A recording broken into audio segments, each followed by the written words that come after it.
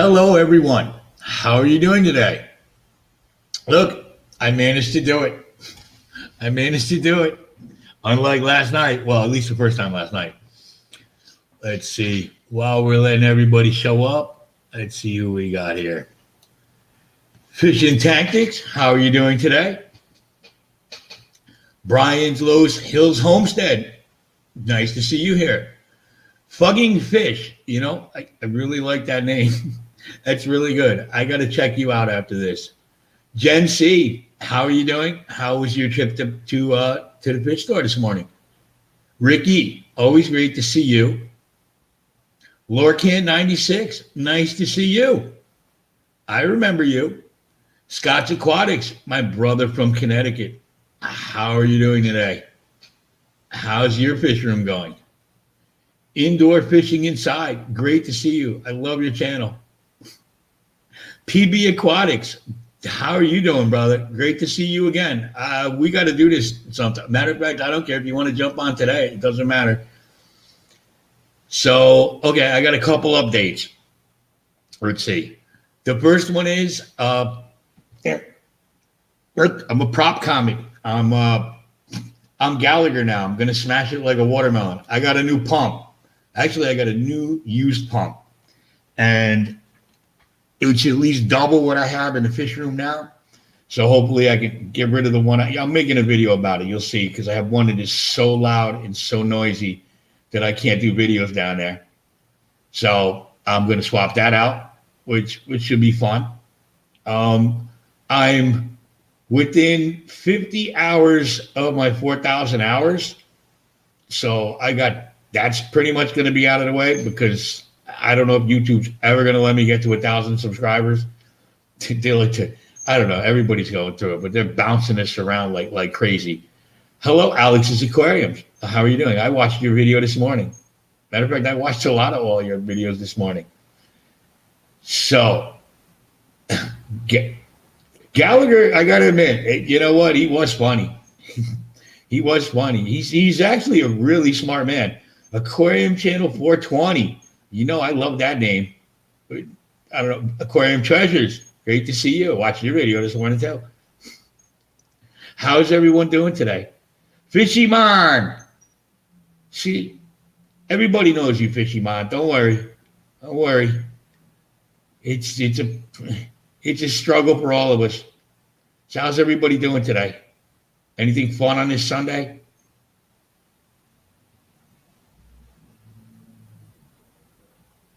Oh, another prop comic. You remember Carrot Head? Remember him?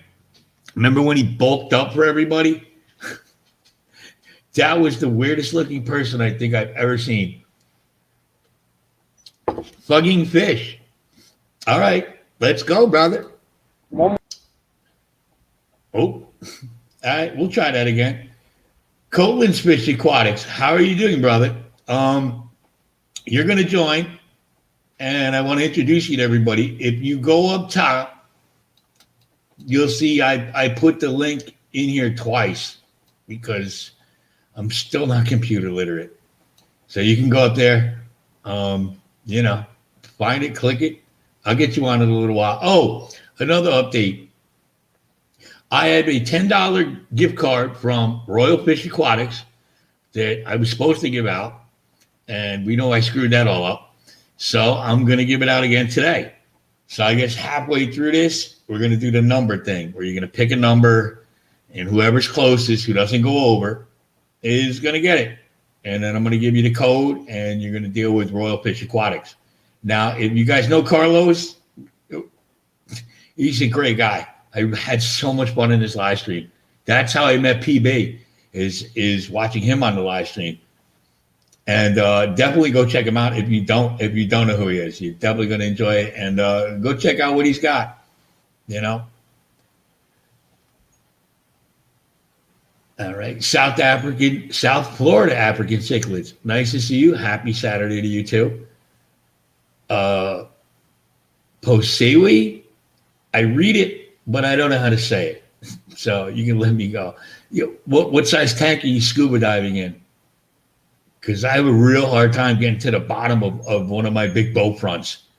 I'm not a really big, I'm not a tall guy. So, and the fish in there, like I said, they scare me. All right, hold on. We're going to add some people to the stream. Let's do this. But remember, one of you guys I'm adding to the stream has to have a pen and a pencil, and you're going to have to write down a number, and then you're going to show it, and then somebody's going to win. Like Gen C won the $10 gift certificate on Royal Fish Aquatics when I did the live stream. I was a little giggly when I saw you won, Jen. I was like, woo, Jen won. That is great. All right, first we're going to start out with fugging fish. There we go.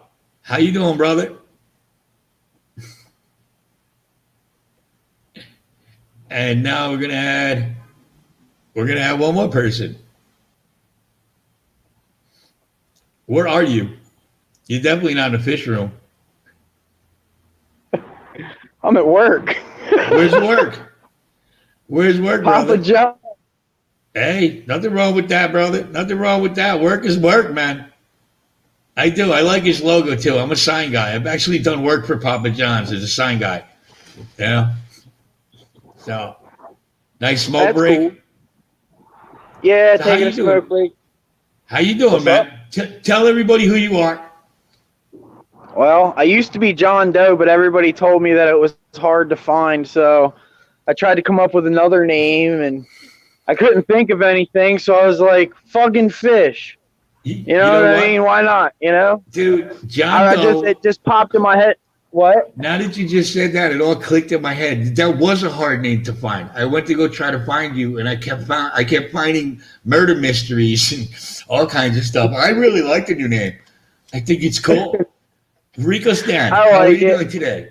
Oranda Nanda, nice to see you as well. Very cool. How long did they give you for a break? 15 minutes? I don't know, until I'm done this cigarette, then I gotta go in. Well, we're not busy right now. It's actually pretty dead. It's not gonna pick up till about maybe 4, 5, 6 o'clock for the dinner rush. But I'm in here getting things prepped out. Getting it ready for the rush, so I'm not fighting and fumbling and looking for stuff. You know what I mean? Brother, I used to manage a pizza parlor for back when I was 20. I managed for a couple of years. I would make the dough in the morning. I would make the sauce. I would cook the pizzas. I would answer the phone. And we did the delivery thing. Oh, yeah, I know exactly what you're going through. It's not that bad, to be honest with you. I like it. I enjoyed the job. I had a lot of fun doing it. And I got you can consider, I guess I'm the inside person. You know what I mean? I run the register. Yeah. I help out on the ovens, and I make the pizza. The managers, they're the ones that, slap out the dough and, get the pizzas pre-made so that all I got to do is go grab it. I got to go grab a skin off the rack, throw sauce on it and everything like that, make the pizza, and, they can just sit back there and do whatever until skins need to be slapped out again. I used to do all that. I used to do, my boss was an old school Vietnam vet. His name was Gary. He was a great guy. And I had to make the sauce. I had to make the dough. I had to shred the cheese and answer the phones, do all that. Now, I had to do deliveries a couple times. And I got robbed. I got robbed 3 times doing deliveries, and I got robbed 3 times in the store. I once had 3 guys jump over the counter, put, that pizza knife that you rock back and forth that slices the pizza? Well, they grabbed that, and they put it up to my neck. And they started punching me. Relentless. That's one of the times I broke my nose. And just to get $50. I'm like, dude, everything's in the safe. I said, I'll make you a pizza. Just leave me alone. Well, literally every one of my managers is packing a 9mm. I actually had a pack for a while on that job. The one manager, he's got his concealed carry license, so he's got an MP5 semi-automatic 9mm sitting on his passenger seat at all times, and in his left pocket, he's always got a 9mm. Forget the name of it, but think about just about all my managers are packing some heat, man. So I feel pretty safe. Think about that, though. You got to be strapped just to sell a pizza. It's ridiculous. Oh, and then my boss. The worst part of it was, my boss got into an argument with his wife, and it was after I left and went back to the sign business. he was in the store in the pizza parlor, and his wife said, "I'm leaving you, and I'm taking the kid." And unfortunately, he pulled out a 30, the same 38 he let me carry in the store. He pulled out the 38 and blew his friggin' head off in the middle of the store. What? Yeah, he was in Vietnam, and he actually was a chef in Vietnam. He cooked a cake for JFK once, but for some reason he was on the front lines one day because I guess that's a smart idea to put a cook out there, and he had to strangle some kid with his bare hands out in the jungle, and it really just messed him up. That's cool. All right, Well, so I'm back. All right, so this is John Doe. This is his new name. Go check out his channel, so we can see that. Yeah, right, Gen C. Wow, you believe the stories I got. Let me say hello to everybody.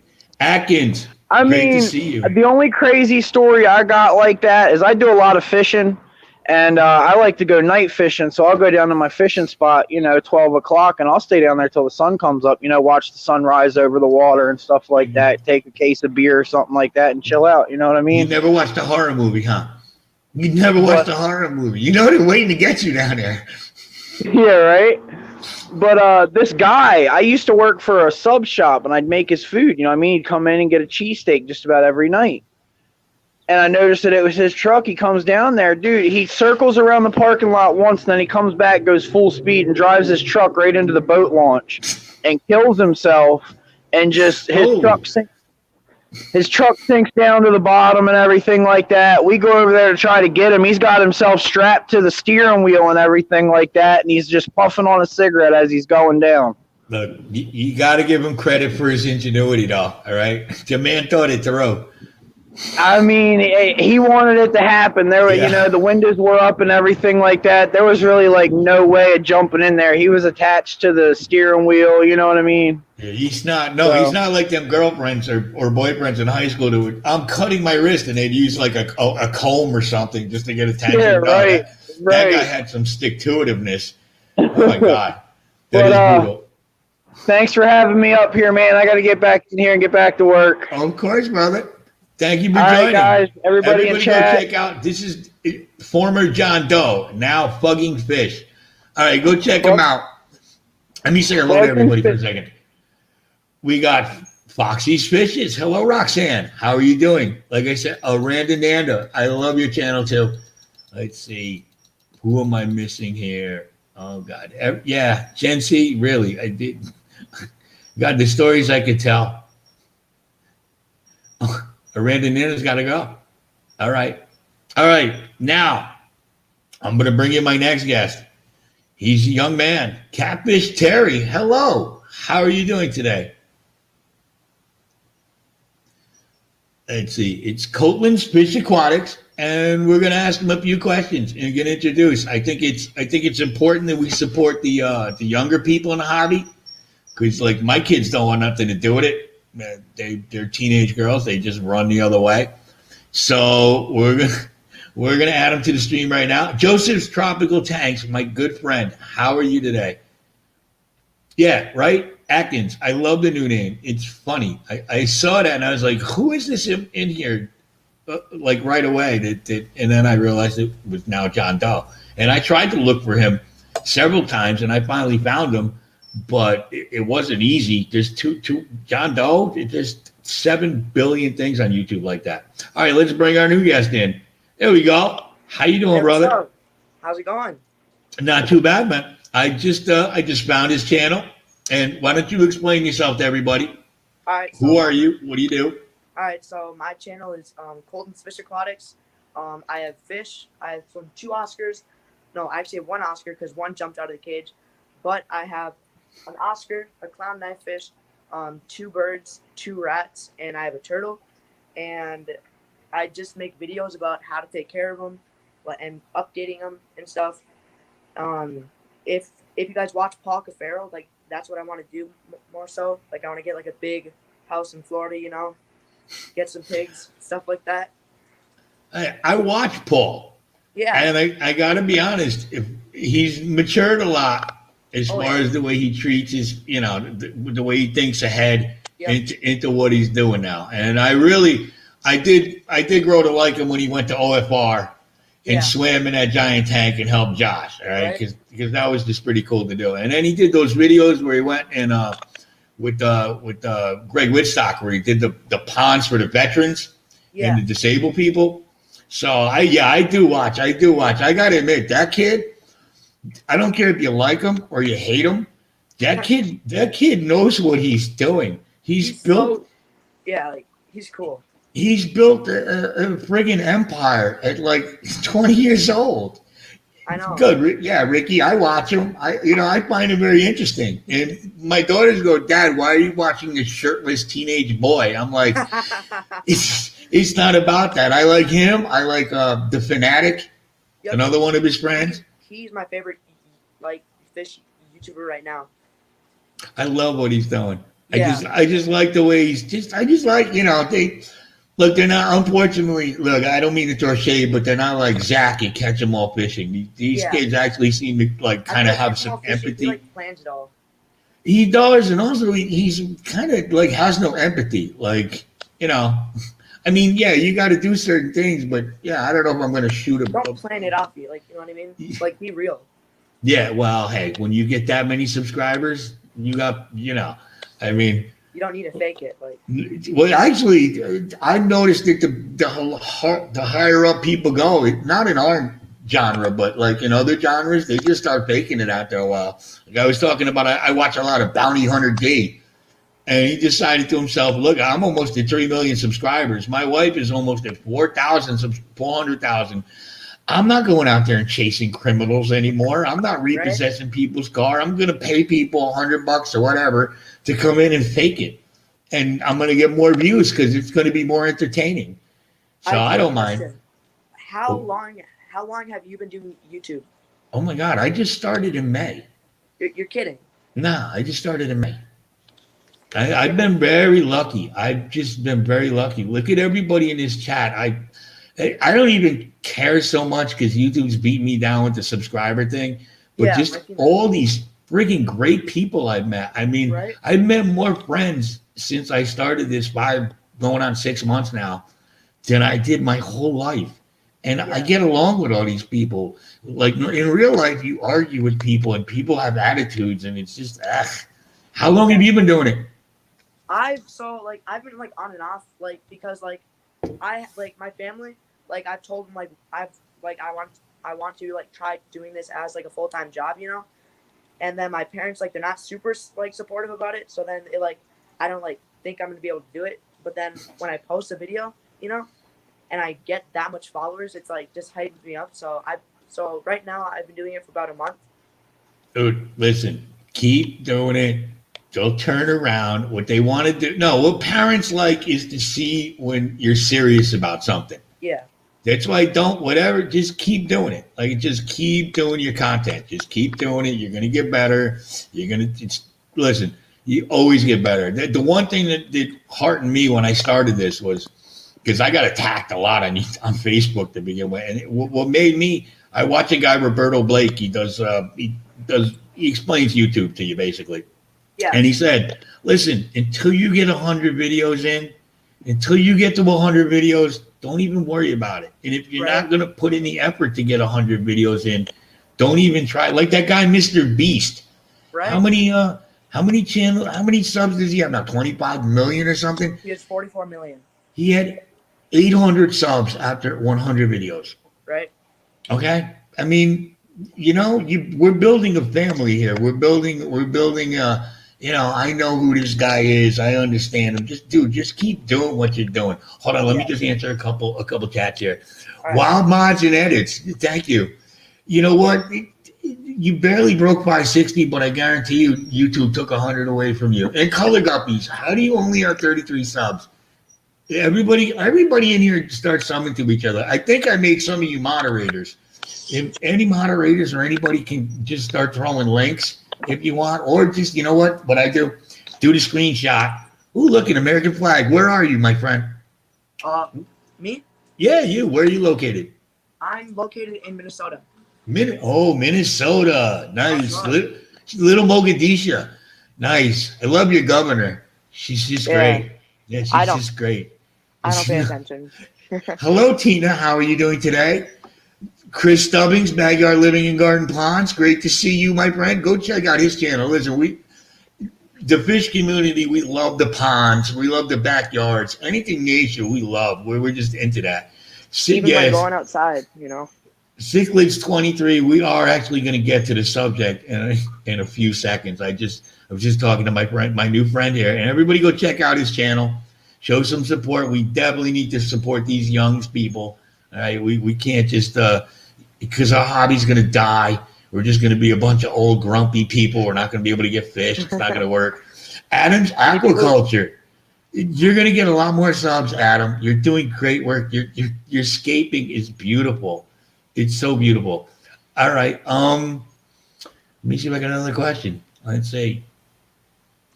No, that's pretty good for now. Let's ask everybody. How do you save money in this hobby? What do you do to save money? We have the high electricity, the filter cost, the fish food cost, tanks. What do you guys do? Do you buy used tanks? Do you get a big air pump? Do you run a lot of sponge filters? Do you make your own food?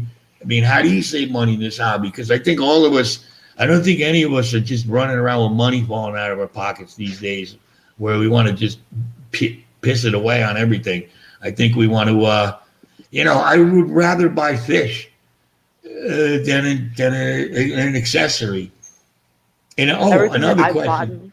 Part of this is, in order to save money, do you ever buy stuff from Wish? Now, I would buy sponge filters from Wish, and I would buy air stones. But if you buy anything that has electronics or you have to plug into the wall from Wish, you're insane. You might as well just go outside, throw a match on your house, and walk away. All right? Everything has the weird European plugs. No offense to you European people, but what is up with your plugs? Why do your plugs look like? Why is everything 220 in Europe? I got a battery operated. I got to charge my toothbrush. It's got to be 220. Just kick it down to 110, people. So what do you do to save money, guys? Everybody in the thing. We're going to start out with Colin first. What do you do to save money, especially being a young kid? And actually, how do you even pay for your hobby? Being young, do you have a job or you get an allowance? Yeah, I have a job. Okay, so what do you do? I work every Sunday. All right, so I work every Sunday and Monday, and then we do landscaping, and we and then we just like work until morning till dark, so like till 7 to 8. So like 11-hour days, 2 days a week, and then I put it in savings, and then I like am like careful about like what I spend. I talk to them. And if there's a cheaper thing, but it's just as healthy, like for the fish, for like food, I'll get that. And then I'll usually stick on that diet. And then I'm just like very cautious with it, if you know what I mean. You know what? How old are you? I'm 13. Really?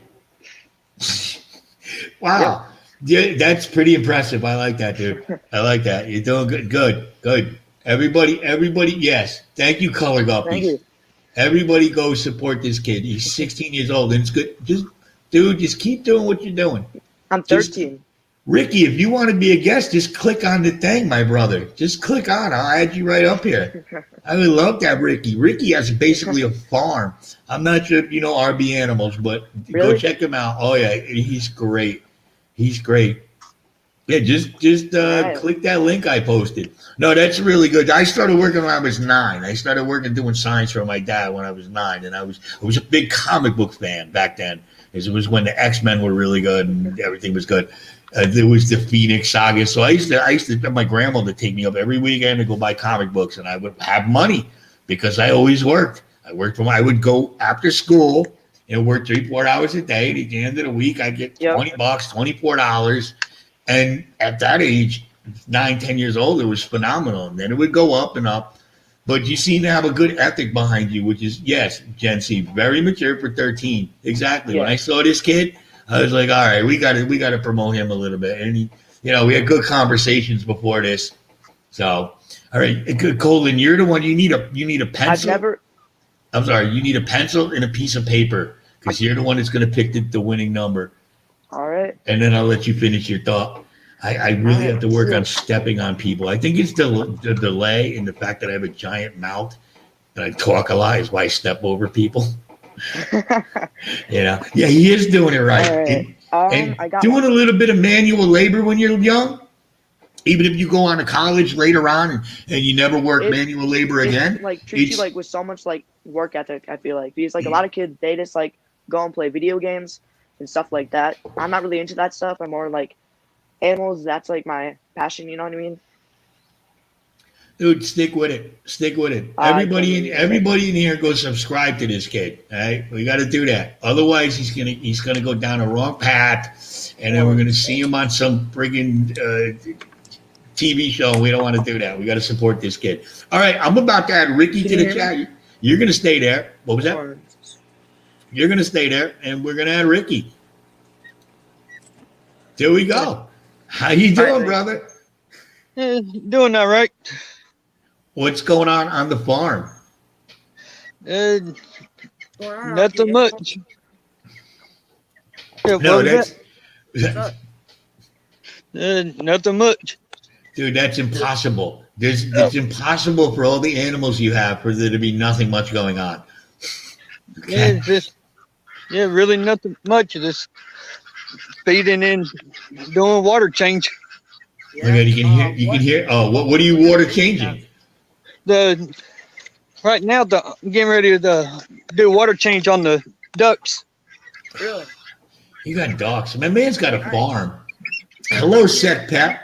How are you doing? Yes, there is money to be made in the world if you work. And unfortunately, there's money to be made too if you don't work. That's one of the big problems. Are you going to show us the ducks? Yeah. I want to see the ducks now. I mean, yeah. Hey, Vinny, I don't know if they can hear you. But Okay, here they are. But I can. What happened? Oh, look at them. Oh, those are the same ducks I saw. They attacked the fanatic the other day. Yeah, these are the big ones. Yeah. Are those chicken ducks? And I had to separate the little ones from them. Yeah, I would imagine. Oh, come on, everybody. That's pretty cool. Holy crap. I had to separate the little ones. The big ones was grabbing them by the neck and slinging them around. Dang. So, Vinny, I will say thank you for like letting me come on here because Of course, right now brother. I'm at 70 subscribers and I was just at 65. Nice. Hey, man. My pleasure, brother. I think you deserve it. I mean, if we can't get behind a kid like you at 13 who's just doing it, then I don't know what we're gonna do. You know. Wild mods and edits. You know what? Don't worry about the subs. Don't worry about the subs. Just do your content. You're gonna get better, and the subs are gonna come. Don't worry about it. Look, I did that video on OFR, and that I'm gonna leave boosted it, me up and pretty then good. I'm gonna come back, okay? No problem, brother. All right, I'll be right back. All right, Ricky. So what else are you doing? Those are beautiful. What do you got to do with those? Hello, Chubbs. How are you doing, bro? Chubbs, if you want to join, shit, I'll just put it right here. Oh, I think Ricky froze. No, there he is. Yeah, I lost signal for a minute. How do you lose signal out in the open if we're supposed to have satellites up above us?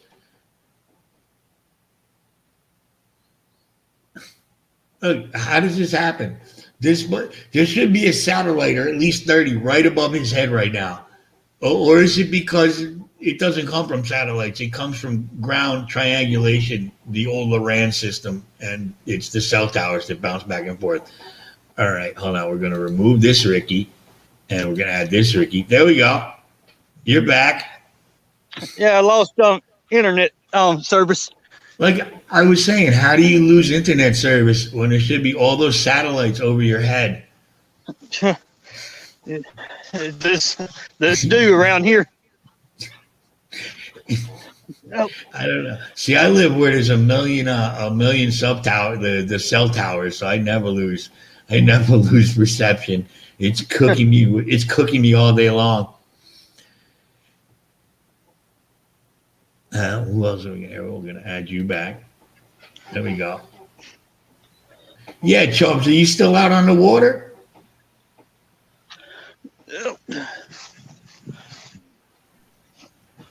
Look, he's got the hair too. See that? He's got the hair too. This kid will be a new Paul, Paul Cafaro. Yes, Right? exactly, Select Pet. It's towers. It's not satellites. Okay, we don't get you. You don't get phone signals from a satellite, people. I'm sorry to tell you that. Just stop it.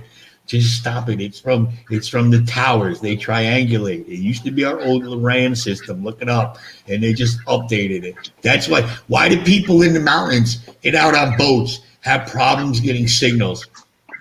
How could that possibly be? There's nothing obstructing you. You're on the top of a mountain, but you don't get a signal. The link didn't work. I'm going to do it again. It worked for these guys. I'm supposed to be. Oh, there's Chubb. Oh, look at this. Wow. What's up, Vinny? How you doing, Chubbs? Great to have you, my friend. And all right, you win. You have the best view, my friend. That is beautiful. How's it going? Not too bad, man. You're still out on the boat, huh? Yeah, Roger. Yep, holding it down. It looks beautiful out there. What's the weather like? Oh, it's pretty now. Just up 10, 20 miles an hour, and everything looking good. What happened to the storm? Water. Oh, it slammed into the other side of the state and caused a bunch of chaos. That is perfect. That is perfect. Yeah, right there you can see one of our other boats pulling in.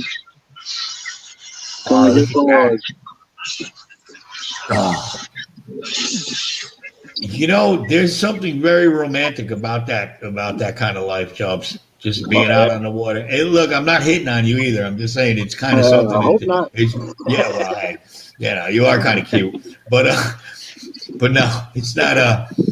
It's definitely something that pulls at a man. Be like, whoa, look at that! Imagine doing that every day.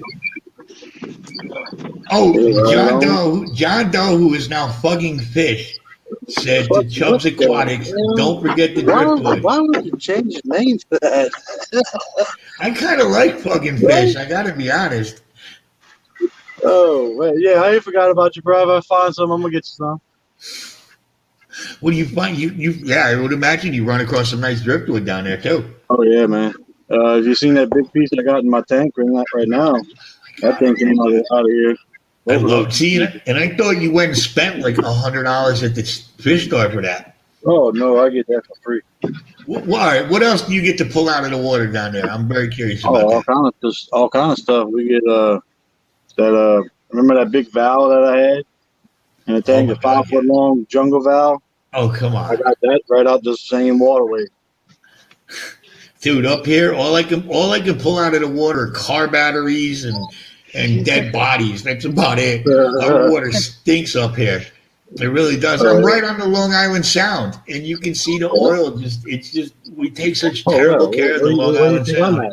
I'm at the end of the United States shit ditch. I mean, the Mississippi River. You know, everything comes down the river. We're at the bottom of it, so. That's the mighty Mississippi, though. That is like muddy Mississippi. Is it really? I could imagine. There's a lot of travel on that now, huh? Too. It's probably all day long, just boats back and forth. 24 hours a day, 7 days a week. They don't shut down for nothing. Have you ever seen Huckleberry Finn? Oh yeah.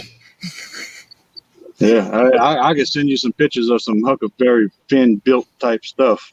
Oh yeah, I can bet. I've been down to Louisiana and parts like that, and I love that. I love down south. Anywhere from North Carolina down is just so beautiful. I mean, we got nice stuff up here, but it's kind of, I don't know. It reminds me of a Christmas movie. You know, it's there's not like because our seasons are so short. It's already cold here down there. We got summer and then winter. Well, I guess you can consider it winter. It really goes from like summer to spring, then to fall, and then back to summer. Summer 3/4 of the year. I know. I bet it's really hot. I used to go to Florida a lot too, which is kind of in the same. And I love that. We're still in the 70s and 80s down here at night. No, No, and I hear I got to close my windows, and I actually had to put a blanket over myself. Yeah, over I here it's the same way. Where? Yeah, Oh yeah, same here. Minnesota. Yep. Minnesota is going to be minus 30 in like 4 days I know up it's there. so cold. I've seen the Vikings play the Giants. I know what it's like up there. It's like I'm playing the dome. I mean, last night it dropped down to 30. 30. Last year, Yeah. I don't think it got down to 30 degrees at all. It is amazing. Now, Ricky, you're in what? North Carolina? Yeah. I love North Carolina. I do work down there every once. I love going down there, especially on the coast. I want to go get the crab cakes. Those are great. Yeah, I'm about 20 to 30 minutes away from Port Bragg. Yeah, you were saying that. I would love to. I would love to just hear them cannons go off and all that stuff. I like that. I like that old military history. Plus, like you and Chubbs, you probably guys like I was talking about. You have the a lot of the Civil War battle sites and Oh yeah, memorials around there. I really love the Civil War battle sites. yeah. Well, I was telling you about Yeah, Fort St. Philip and Fort Jackson. They are right across the river from each other, and they were built, I think, pre-Civil War, but they was really manned up. There's some pretty awesome sites, and you go walk around on Fort Jackson and see all the things that they built. They built a moat around it and all kind of crazy stuff. And it's a pretty awesome place. And when you walk up, there's all those little holes dug in the ground where the soldiers used to just sit in that hole under the ground, covered with branches. You could actually go down under the ground into the dugouts, into the little huts that they used to use as man quarters, and it's literally a tunnel running through it, and it's pretty awesome. Yeah, it really is. I love the Civil War stuff. I was in DC. I saw the bed that Lincoln died on and all that. I love that old history, And I don't think we should judge history. I think it's history. It's just fascinating. And you can't replace it. You can only forget about it, and then you're doomed to repeat it.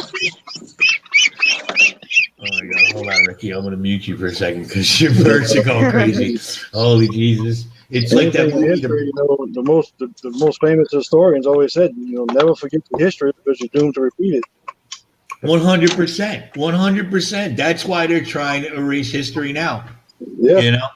They want to erase it just because. They want you to forget about it, so they can come back and do it to you. 100%. 100%. I've always loved history like that. Hello, Texas Fish Room. I imagine you have nice weather down there too. Oh, yeah. I gotta mute the birds. It's like an Alfred Hitchcock movie. I'm starting to get nervous. Ricky's got a farm going on over there though. That's sick. I'm sad that his cat friggin' attacked his hamster though. So I have a cat, and it loves to go on top of my fish tank, and I'm just like afraid of it. Like it's just gonna drop, and I'm not gonna notice. You better watch that because my very good friend Joe's Tips and Tricks. Yeah, I seen that. Yes, he had his cat, and then look at what Ricky's cat did. Listen, cats are different than dogs. Dogs do something because they're all goofy and they're just running around. But cats sit there and actually think, "How can I do this? How can I purposely mess up his things?" Well, what is that? Oh my God, it's big. It's a rat. It's a rat. Yeah. Obviously, it's not a New York City rat because I see those out on the job site. And those things ain't no neutral rat neither. It's a fancy rat. Yes. All right. Well, listen. For 13 years old, you got a pretty. Hey, why don't you show us your tanks real quick? All right. Since you got the camera moving around. Hey, and your mom told me you better clean up that closet. Oh, yeah. It's a little messy. All right. So, right here, this is the 55-gallon fish tank with the Oscar, and then right down here we have the clown knife fish. I built the cave bigger, but he doesn't like to go in there for some reason. And then down here, I want to start breeding guppies. So then I set this tank in like 2 days ago, so it's cycling right now until I can get guppies, so then it doesn't kill them right away. And then right over here we have a common snapping turtle. Haven't really showed him in my YouTube videos lately, Oh man, I wanted a Take 'em out. snapping turtle. Yeah, they're super cool. They really are. They're super slow growing. Good. Good. The Yeah. last thing you want is a giant snapping turtle. You'd Those be So I- surprised how fast they can grow when they're small, though. I've had well, this guy for about 2 years. Okay, you're not feeding them very much. he is so cool. I think if they're out in the wild, Chubbs, if they're out in the wild and they get all that, the sun, the water, the fish swimming by all the time, I think they bulk up like Hulk Hogan. Yeah, Oh, because yeah. I've seen Paul Gaffaro, he puts them into his big pond sometimes, and they get massive. Yeah. I think the weather It's got down a lot to south do with makes stuff grow temperature. better. Remember, he's in Oh, yeah. Minnesota, so everything's stunted by the cold. Yeah. I actually saved that turtle's life because he was all dried up and like he was like close to dying and there wasn't water for like at least a mile. And usually they don't leave their like water sources for more than a half mile. And he was a baby and he was all dried up, so then we brought him home, we fed him back to health, and there he is. Dude, you know what? All right, listen, I'm going to say it again. Everybody go subscribe to this kid because at 13 years old, he's, come on. He deserves it. I don't know what Thank else you to for the say. support. No, dude, come on. All right, we all support it. Dude, listen, one thing I do is I'm going to support. Listen, there's so many great people I'm going to support. I don't like the me people, Yeah. It's not all about you. It's like, look. By promoting you, look, I'm going to look better. Look at me. I Yeah. just introduced everybody to this precocious little 13-year-old. All right. I mean, come on. How can I go wrong? Then I got Chubbs with the boat, and I got Ricky up here with the farm. Except Ricky, your freaking birds are so loud. Yeah, they get mad. They get mad when they go in the pen. I bet they do. I bet they do. I forgot to show you my birds. I thought for a minute, Ricky, you had all my ex-girlfriends in the room. Well, that's funny. Wild Montanedis was playing football at 13.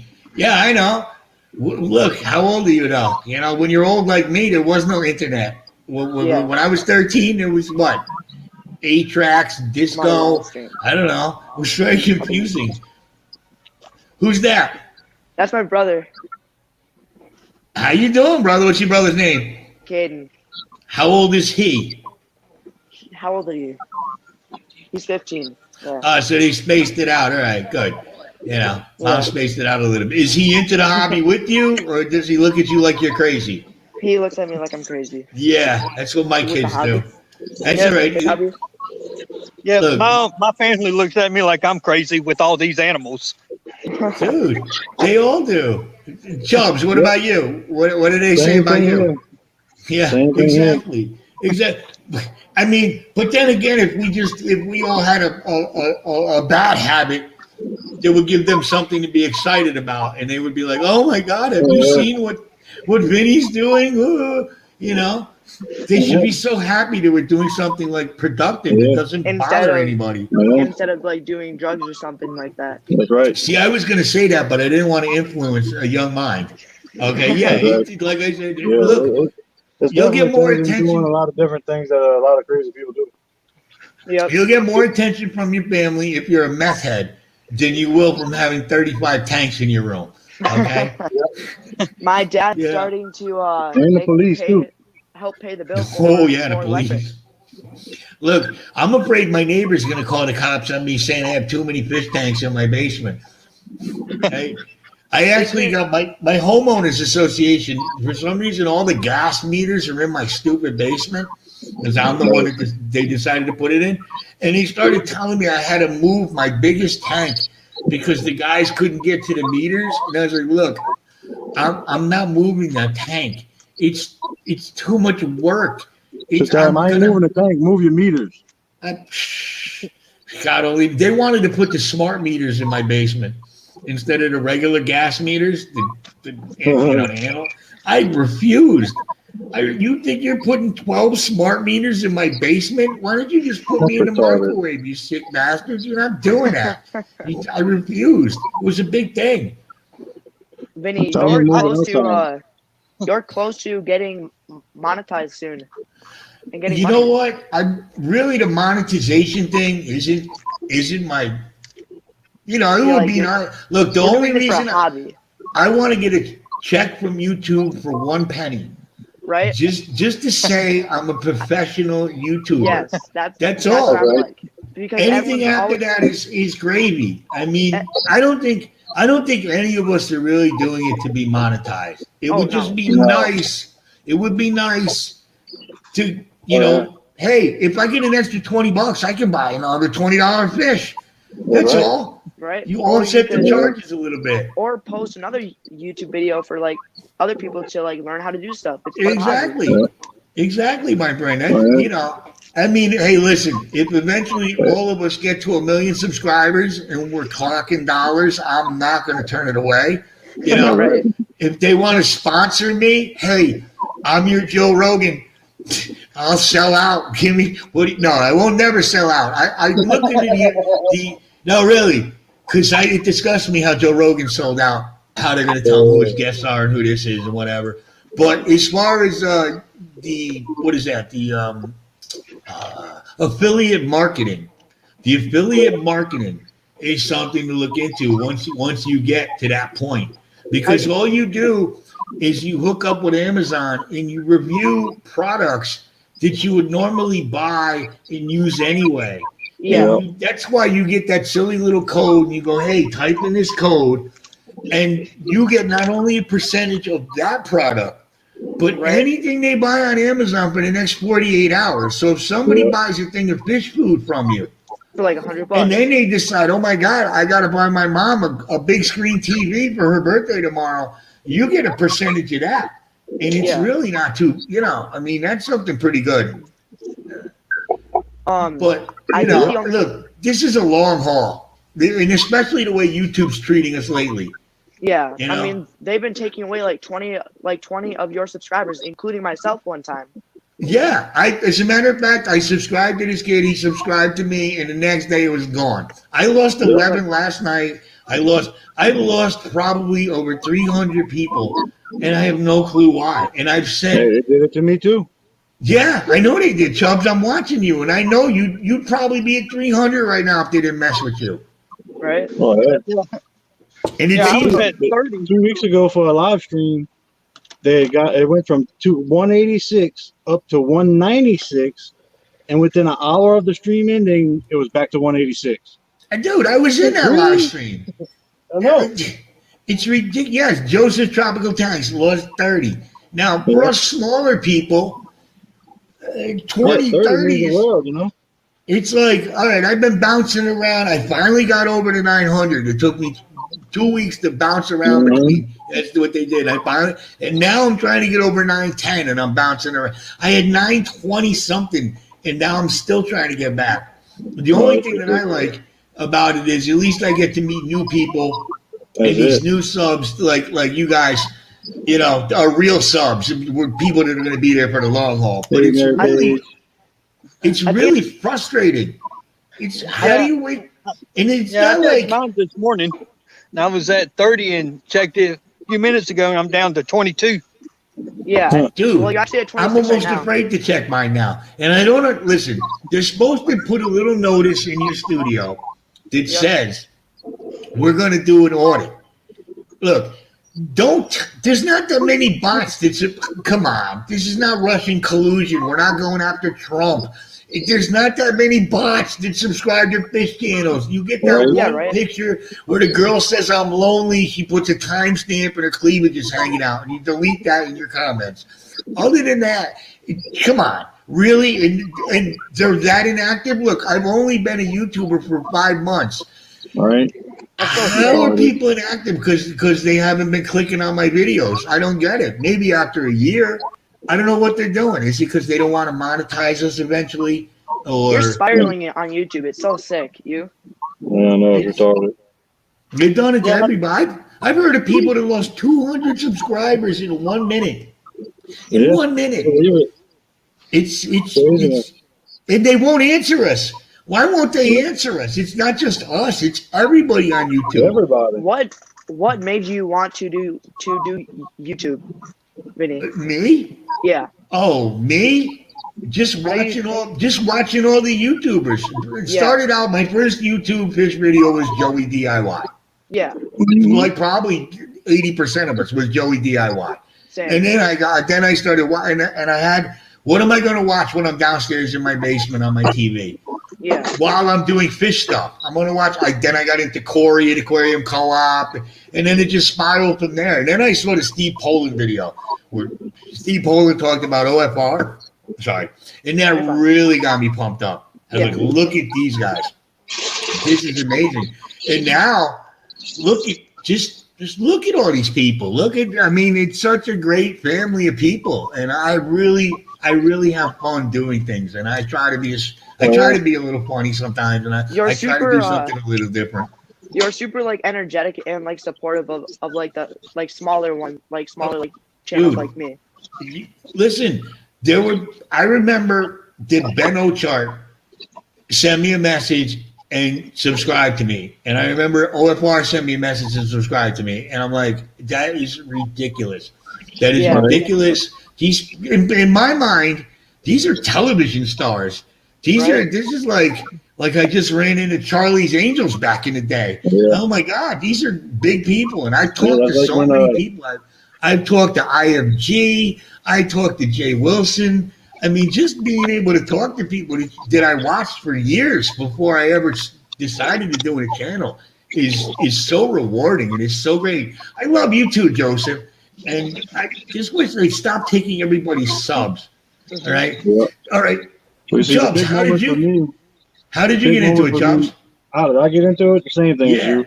Just watching YouTube videos from everybody and, pretty much just seeing how they were doing. And I was like, well, if you done this little trick, it would make it a little bit easier, or that little trick would make it a little bit easier. And said, you know what, I'm going to stop talking about it and start showing everybody. So every one of my videos, they got a little trick or a little something to make things that everybody does just a little bit easier, I love that about your videos. I really do. Especially when you made that substrate mix and you added in the cat litter and all that. That was phenomenal. That's something I'd never seen nobody go to that extent with it. So that's why I did it, just to see how it would work. We all got to do us. Chubbs, you do you. Kaylin, you do you. Ricky, you do you. I mean, that's part of it, though, is our personalities that we bring to this. Like Chubbs, I love, all you guys, I love your personality. It's like, okay, I want to listen to this guy. It's not like listening to somebody drone on. Like, all right, go put on CNN and watch the Senate talk. Oh, my God. It's so boring. It's our personalities, no matter what we talk about. Not everything. I know you got the people that like to scream at you. Just talk about the fish. Right. Look, guys. We talk about 90% fish, but every once in a while, it's okay to just have a fellowship and just talk about regular. Like, how are you doing today? I mean, you can't talk about fish all the time. I mean, it's fun, but I mean, you want to talk about other stuff too, Exactly. I think that's what's good. That's why I like the live chat so much, because you get into so many different things. You can actually talk to your fans instead of, like, you know what I mean? Instead of just having them and ignoring them. Yeah, 13? What made you decide to do it? So at first I started watching Paul Cafaro, and that just got me into like all of, like the animals. And then I started watching Fanatics, Brenton, you know him? And of course. He was just like super funny, And I just wish to like hopefully bring that like the joy that he brought me to like other people. Yeah. Dude, you're doing a good job. I'm telling you. This kid is 13. Everybody go check. Oh, listen. Oh, we got something else in common. Both of our fish rooms are in our bedroom. Yes. Yep. Yeah. So you know the feeling of hearing the water and having to get up and go pee in the middle of the night. Right? That always happens. Ivy, bro. Nice to see you again, my friend. Nice to see you. This is one of the greatest guys that I've met since I've been doing this. He's so cool. Hey, what's happening? Hold on, I'm coming back to Ricky. Ricky, what made you start a YouTube channel? Just watching all the YouTubers with animals. Started off with Joey Slam, and then I watched him too. From his YouTubers that he follows. And then I found your video on Facebook with Oh yeah, the Ohio you were Fish one of the Rescue. nice ones. You were one of the nice ones.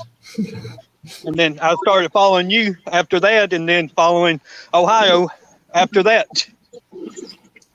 Oh, that's nice. So you know what? I get quite a few people. Not a lot. I'm not going to take any credit, but I get at least a few people said that I actually turned them on to OFR with that video. Yeah, and then I remember telling you, Ricky, that I would definitely be into watching that. It sounds really interesting to me. I love seeing all the different kind of animals. I think us fish people, we like all animals. I don't think it's like, oh, I just like fish and I'm gonna run that dog over. You know, I think we're yeah, right. yeah. Right now, my place is too small for fish tanks, Mm-hmm. but I did go look at 8-acre property today. I'm thinking about renting to own it. That's a good idea, especially now with the interest rates. With the interest rates the way they are, you know. Yeah. Yeah, the house has got 6 bedrooms, so I could turn 4 of them into animal rooms. You could open a brothel. You could open a brothel with 6 bedrooms. All right, like the best little whorehouse in Texas. 6 bedrooms, Jesus. No, my house is gonna be the animal house. Yeah, right. And not the one from the movie. No. Chubbs, where are you living? I'm living in Louisiana. No, I mean you rent, you own, you know. Yeah, I'm renting a 3-bedroom house. What are the rents down there? Not to be, prime, but well, my rent's like $1,300. You know what? That's a lot more than I expected. Yeah, and I ain't got no yard, like hardly no yard at all. Really, that's a lot more than I expected. I thought you were going to say like 700-800. Oh, I wish. Yeah, see, that's what happened. All the Northerners moved down there and they jacked their prices up. That's it. Mm-hmm. Yeah, 100%. I lived in New Orleans for a couple of months. I've been to New Orleans. Katrina hit, and I left. It was beautiful in New Orleans. Well, it was. What neighborhood you in? No, I was there 20 years ago. You ain't coming out. Oh my God, that reminds me of DC. I was doing a job with my buddy Pete in DC, and we went the wrong way, and we went over this one bridge, and it was really, there were people lined up on both sides of the railings of the bridge, just kind of looking for something to do. Oh, yeah. And it was the first time I was ever like, yo, Pete, forget that stop sign. Just keep going and get out of here. Because we're in the wrong neighborhood. Yeah, we're in the wrong neighborhood. Especially what's going up here now. I go to New York, I definitely have my head on a swivel. Oh, yeah. I don't know, they see me up on a ladder, they're going to knock my ladder down and throw me on the ground or something. Yeah. See, I live in New Orleans. I say I live in New Orleans just to give y'all a reference of where I'm at. Mm-hmm. But I'm living on the other side of the river, about maybe 45 minutes to an hour drive from New Orleans. Safe is where you call that. Safe town. Yeah, it's a good enough distance away. Yeah. Listen, the big cities are just, whether you live there or not, the big cities are getting dangerous again or are dangerous again. Oh, my God. Does anybody live in Chicago? No. Yeah, my brother lives there. Does he? How's he doing there? I guess he's doing all right. Does he wear a bulletproof vest to go to church? I mean, Chicago, my God, stop killing everybody. Just stop. He has one to go to work because he works at a factory building casino games. Yeah, because you see, that's a good job. That's going to stay because people love their casino games. They love it. Yeah. I'm too cheap to gamble. Listen, young man, you're 13. You shouldn't be gambling. Oh, I'm not gambling. I just like the quarter machine, like the one where it's like the coin slot. We got when I grew up, my grandparents, my older grandparents on my mother's side, they had an actual slot machine in their house. And they would give me the coins, and I would just play the slot machine all day long. I would win, I'd put it back in. I would win, Same. I'd put it back in. He would just open up the back for me so I could just grab him out. My grandfather was a very cool old school Italian man. And he Yeah. stopped drinking. He never drank because he couldn't handle his liquor. And he was one of the only old school Italian. Had a prearranged marriage and then came back and actually divorced his wife to marry my Polish grandmother. Oh no, we got somebody else to add to the stream right now. Let's do it. Boom, look at this. 5 people. PB Aquatics. Thank you, What's up, brother. buddy? Good to see you, man. Everybody Going on. check PB out. I saw him on Royal Fish Aquatics. All right, as a matter of fact, this is what we're going to do now. Everybody in the chat, pick a number. There's 18 people. Pick a number between 1 and 30. Colin. Yep. Pick a number between 1 and 30 and write it down on a piece of paper because we got to give away Royal Fish Aquatics gift certificate or gift All card. right. Oh, Indoor fishing, you can click the link. I think I can pick 6 people up here. This is great. It's like Eyes Wide Shut, but without the weirdness. So PB, how are you doing, brother? I'm good, man. Tired. Doing a lot of Let's- water changes today. Well, yeah, Sunday's a water change day. How did you get into the hobby, and how did you decide to start a YouTube channel? I got into the hobby through a buddy of mine who kept fish tanks. And That's what. we used to go to the same barbershop. And they had a fish tank in the barbershop that was green. It was untaken care of. It was just nasty. So joking around, I told the owner of the barbershop if I could take it home, I'd take care of it. He said, yeah, go ahead. So by the time he turned around, the tank was loaded up on the truck and I was gone. So yeah, And that that was my first tank. By the And time I that got started it it. up, I found a bunch of fish in there. So yeah, watching everybody else and trying to look up how to do this, how to do that, and started watching DIY. I started watching Ohio and Corey and all the other guys. And I decided just to open a channel and show my perspective. I'm enjoying your stuff, man. I love that rack you built. That is Thank you. definitely cool. Yeah, I That just is- did all the water change on that thing. Yeah, the water changes. We all go through the water changes. Yeah. But hey, that's part of it. You got to do that. It's like, you know, That's the part I like, actually, because you get to see fish and see what they're doing and what's going on. And you're right. That's the one time you actually pay attention to what's like really going on in your tank. yeah, You know, you're like, oh, all right, because you're moving stuff around and you're actually in the tank. Sometimes just watching it, you get so mesmerized by the fish that you don't Yeah. think about the other things because everything looks nice on the outside. Once you get in there and start doing a water change, and you see rocks everything. around, yeah, all that. The Titus comes up. Yeah, I actually had one of Vinny's subscribers, who's actually a big YouTuber subscribed to it. That's kind of cool. Well, you can say who it is. I'm trying to look for his thing right now. Listen, this kid right, PB, this kid right here is 13 years old. I cannot believe it how he's doing this. 13. He's got a job. at 13 He's got his years fish old, tank. It's- It's Marco Isadori. Oh, Marco is one of the best people you will ever Marco. meet. Yeah, and we all, right? Marco is great. He's an Italian like me. He got some great Oh, you scored big on that one, my friend. You scored big on that one, all right? You can go Yeah. to sleep tonight being happy because Marco is great. And I was also talking to his, Oh, where's that weird noise going from? Let's see. Who's that? That might be it. All right. So yeah, he also sent some of his Italian friends over, and I've been talking to them. They put up a beautiful view of going through Italy, and it was just, oh my god, because my I'm Italian descent. My boss actually owns property still in Italy. He's off the boat from Italy. He's still a green card guy, even though he's been here for 30 years. My great grandmother's name was Canelliata.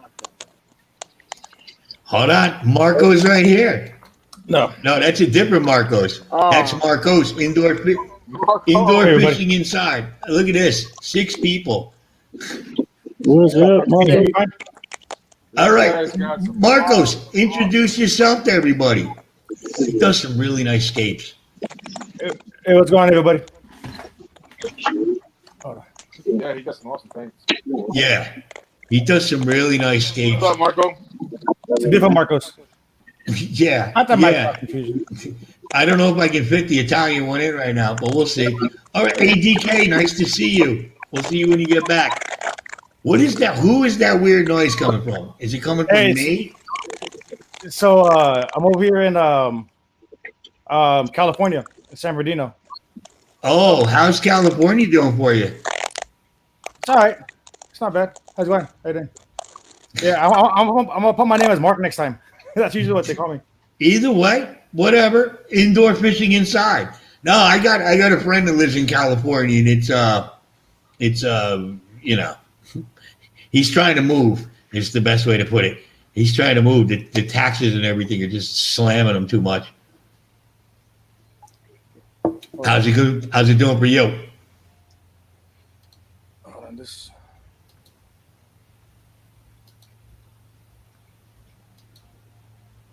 Okay, I'm back. I had I was listening to the YouTube video while I was listening to this, and I couldn't tell which was which. Yeah, you get the echo. That's why. Yeah, that's why I finally learned that because I had the echo on my last one. Okay. Yeah. So. There we go. Oh, you know what it is? PB, for some reason, your microphone is crackling. I don't know why. Because if I do this, we don't hear it.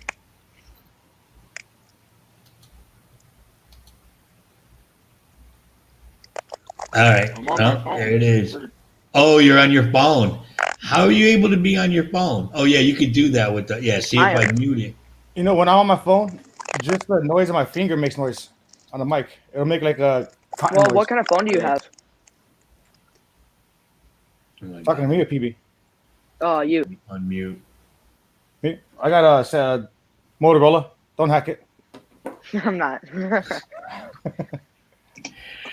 I'm stuck with the iPhone. Oh, for real? Same. They're good though. For some parts, you know. I mean, you. Hey, so who's the newest in this hobby?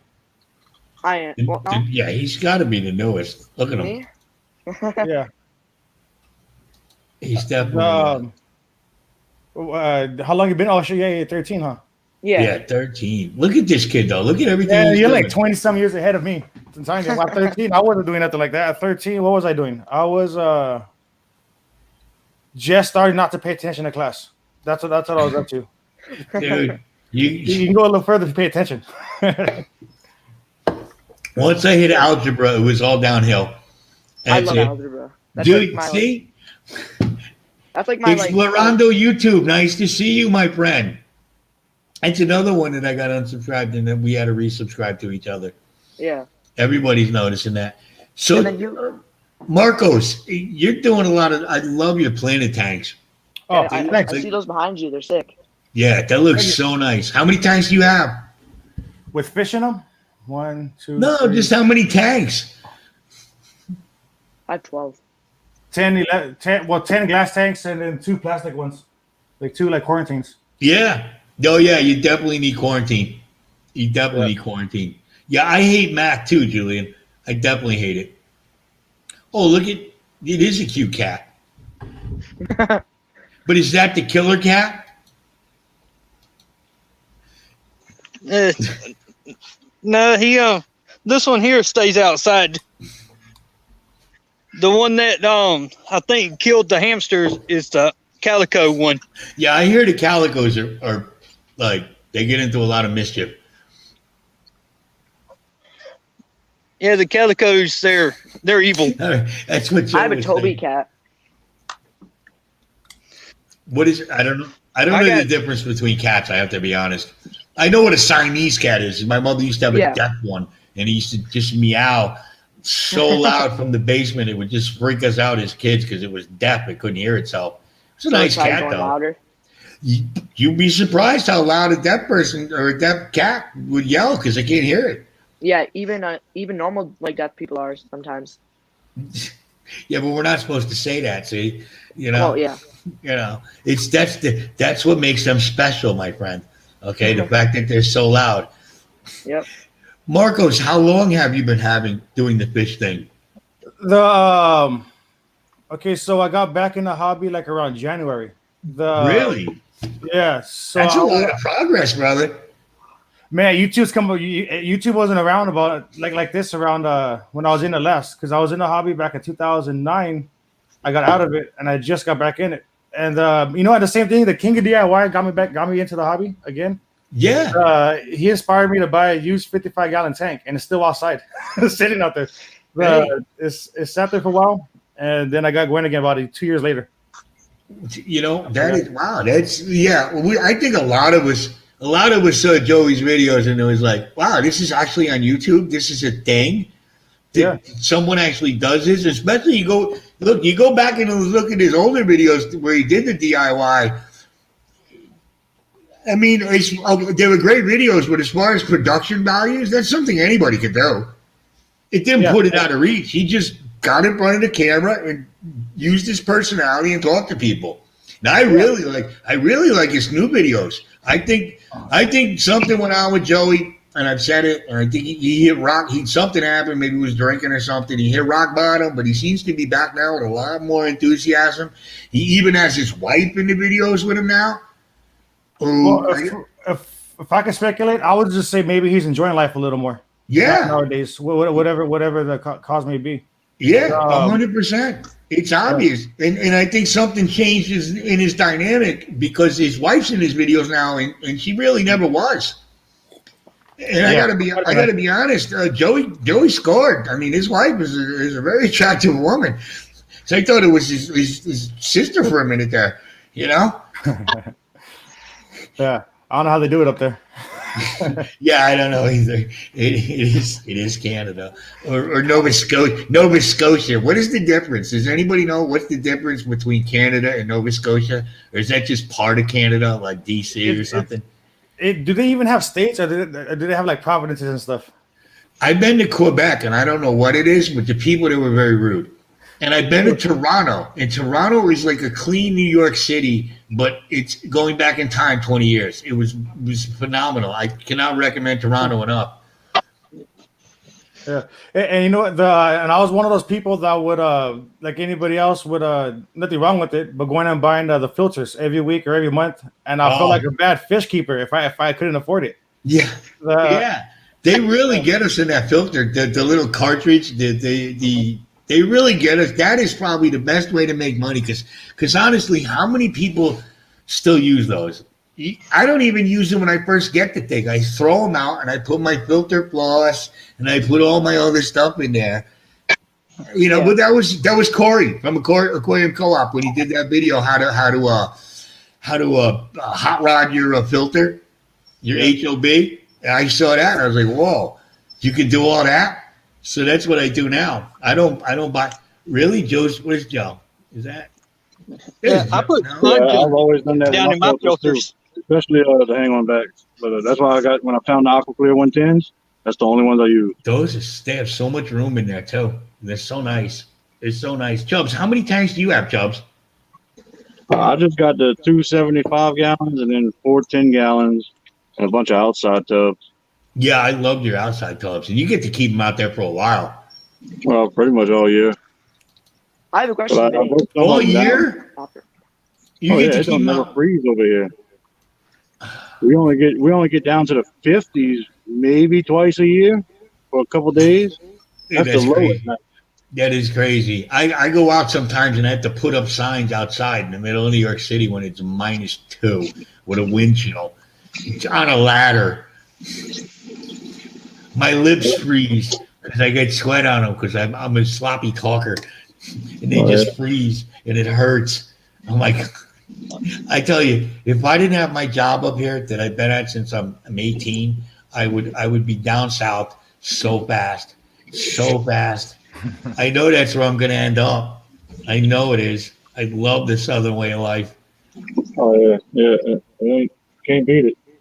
No, really. Somebody that likes aquariums and likes to go out and actually get their own stuff, Oh my I God. go out here and I can collect all kind of stuff, golden top minnows, least jellyfish, bluegill brim. Well, those are pretty much everywhere, but like the gobies I got and stuff like that, and the plants. I mean, we get green kabamba and motalas and luigias and vallisnerias, and I mean, pretty much anything you want. We could damn near find down here.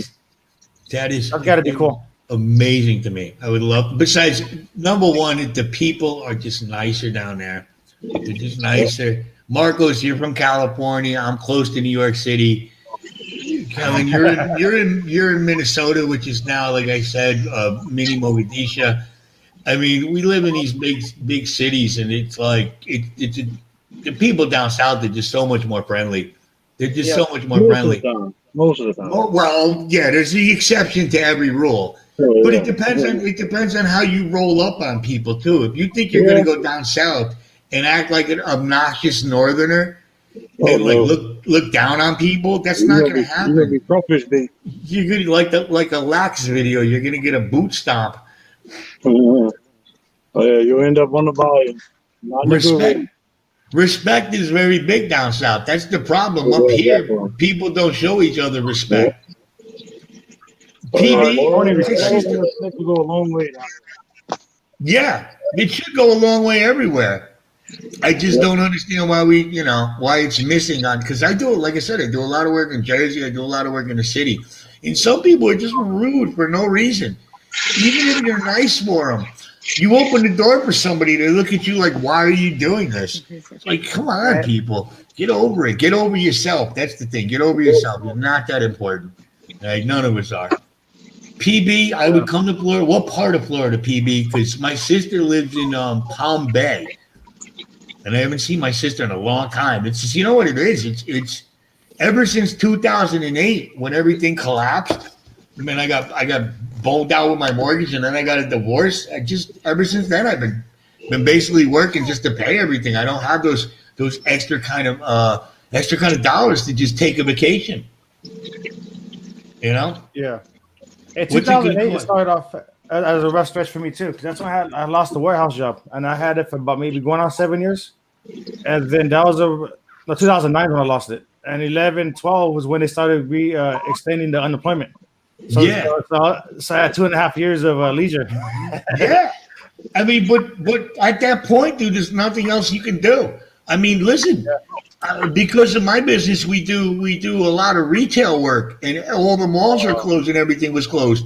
When they were giving out that extra $600, I had to go get it. It was either that or starve. Look, I've worked since I'm 9. I've never collected anything.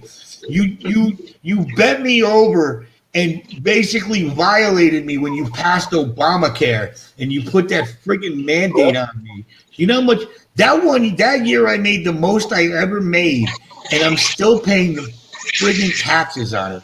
I'm still sending them money every 2 weeks to pay that crap off for that stupid idea. The dumbest thing I've ever seen passed. And you know who sold us out was Justice friggin' Roberts. All right, because he knows that's illegal. You cannot force the American people to buy anything. It's illegal. You can't force me to buy stuff.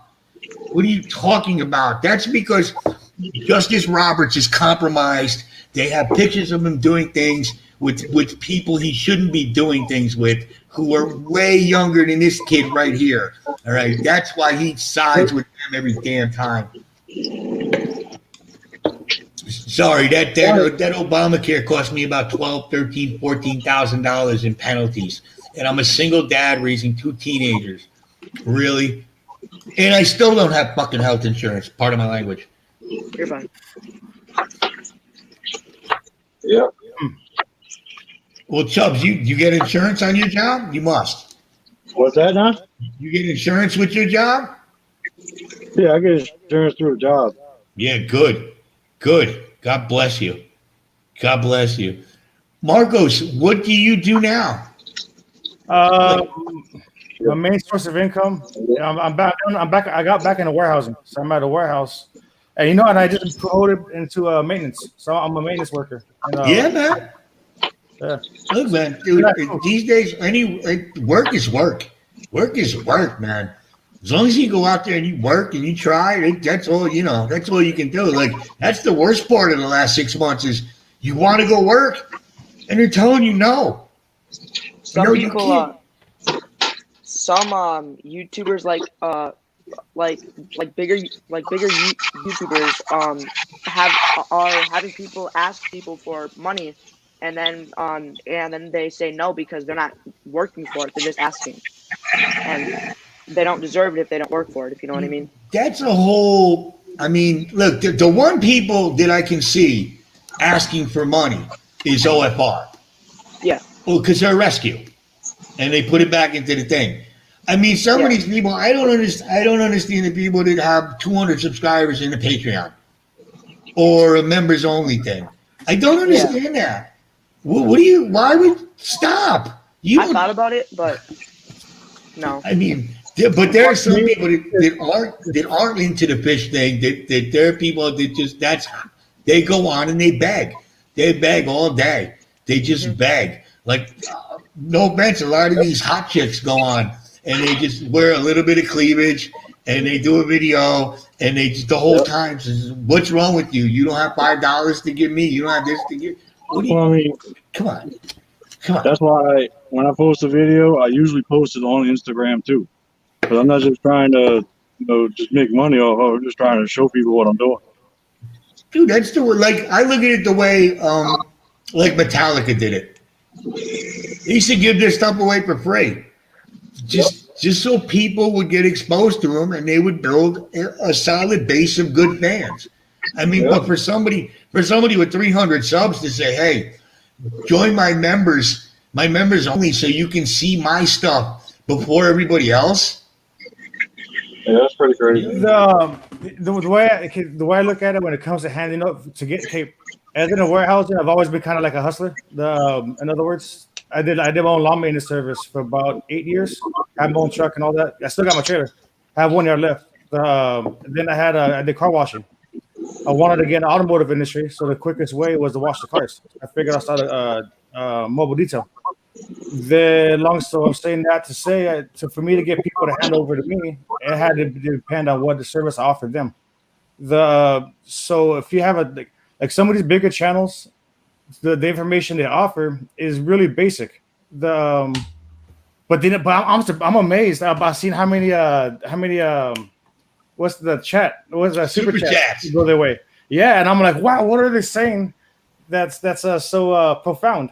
But then as I'm thinking about that right now, I'm like, well, whatever it is that people like, people are tuning into them. So say if there's a channel I like and I'm tuning into that channel, if I'm getting entertainment out of it, and if I want to see them put something out every week, then maybe of $3 isn't going to hurt. You know what? I agree 100% with that. I agree. Listen, my point is it should, like I've seen people, how do I put it? It shouldn't be something you're begging for. Yeah, it shouldn't be your thing. It should be something where people are just like you just put the super chat thing up, and if people want to, they want to. But don't go, "Oh, I'm not going to be able to upload this week if you don't do this," and don't bully people into doing it. Just let it happen naturally. But I think you still have to have a certain amount of gravitas. You have to have a certain amount of a channel to even have the balls to ask that. Like I almost didn't want to do my first live stream until I got to 1,000 subscribers, because I felt like, who the freak's gonna want to listen to somebody like me with 200 subscribers? But that worked out really good. The live stream actually turned out to be something great. But to ask people for money, you gotta definitely have a big library. You definitely gotta have a big following. You can't nickel and dime when you're starting to build, is what I'm thinking. Like okay, a guy like Corey, he's got to get a video person. He's got to get an editor. He's got to have somebody do his thumbnails. Because he's also a business owner. And he brings a lot to the table. But I've never heard him go, "Oh, you guys need to do this, or you guys have to do this, or you guys should do this." Now the members only thing, I don't know. It's still kind of, I don't know I don't know how I feel about that because I got to feel that. Well, no, why would you? You want to bring in new people, so why would you punish them by saying these other people are special? Because especially in times like this, I mean, maybe somebody doesn't have the money, but they're going to be your biggest supporter. They might have other ways to support you. Maybe they don't have $5 to give you to be the members thing, but maybe they have a following on Instagram that they can put you out to. You know, there's I don't know. It's very difficult because I'm also the type that even when somebody gives me a birthday gift or they give me a gift, I kind of feel like, oh, you know, I'd be like, oh, maybe I don't deserve this. Why did you do this for me? This is too much. I don't spend your money on me. I'm kind of one of those kind of guys. I'm a little too old school like that. Yeah, I know what you mean. All that being said, I'm a member of about 3 channels. And I'm trying to figure out why. One of them, I'll be a member at what's that dude's name? James. Fish Room Fever. Yes, I know him. I think it's a $2 membership. I figured $2. It'll keep me from giving him a super chat. That's money saved. Yeah. But see, there's another problem is because some people won't do that because they want to get their name out in the super chat. Yeah. Which look, I'm not gonna lie, I did it when I first started. You know, it's like they read your name. That's almost like an endorsement when you got 10 subscribers. You know. Yeah. Okay, like James, he seems like a regular dude. Has a fish stream going on. I'll support that. $2. I like his channel. The Corey, I like the fact that when people would super chat him, he would say, "Don't super chat me. You're better off making me being a member." And I can see that too because that gives you a little more structure down the road. You're right. He did do that. I think that was kind of. Wait, this is a funny comment. Fucking if people want to throw money at you, take it. Just don't beg, like you said. 100%. Couldn't agree more. Yep. I like SC Fish Keeping. And then there's SC Aquatics, too. He does a lot of stuff with, with OFR. Yeah. So it's just a way to show a little support to people I appreciate. I guess when I can or don't feel like I'm vibing with them, then I won't. There's one person I'm a member of, and I kind of want to take my $5 away because this person also breeds fish. No, they stopped breeding fish because of how popular the fish was breeding was in the hobby, and I'm like, well, dude, isn't that what kind of got you popular in the first place? And now you're making us wait, and now you're talking. Now when someone asks this person on his live stream, are you going to breed those fish? He goes, not anytime soon. I'm like, well, dude, that's the whole reason why I kind of joined that. That was a bait in the first place. Mm-hmm.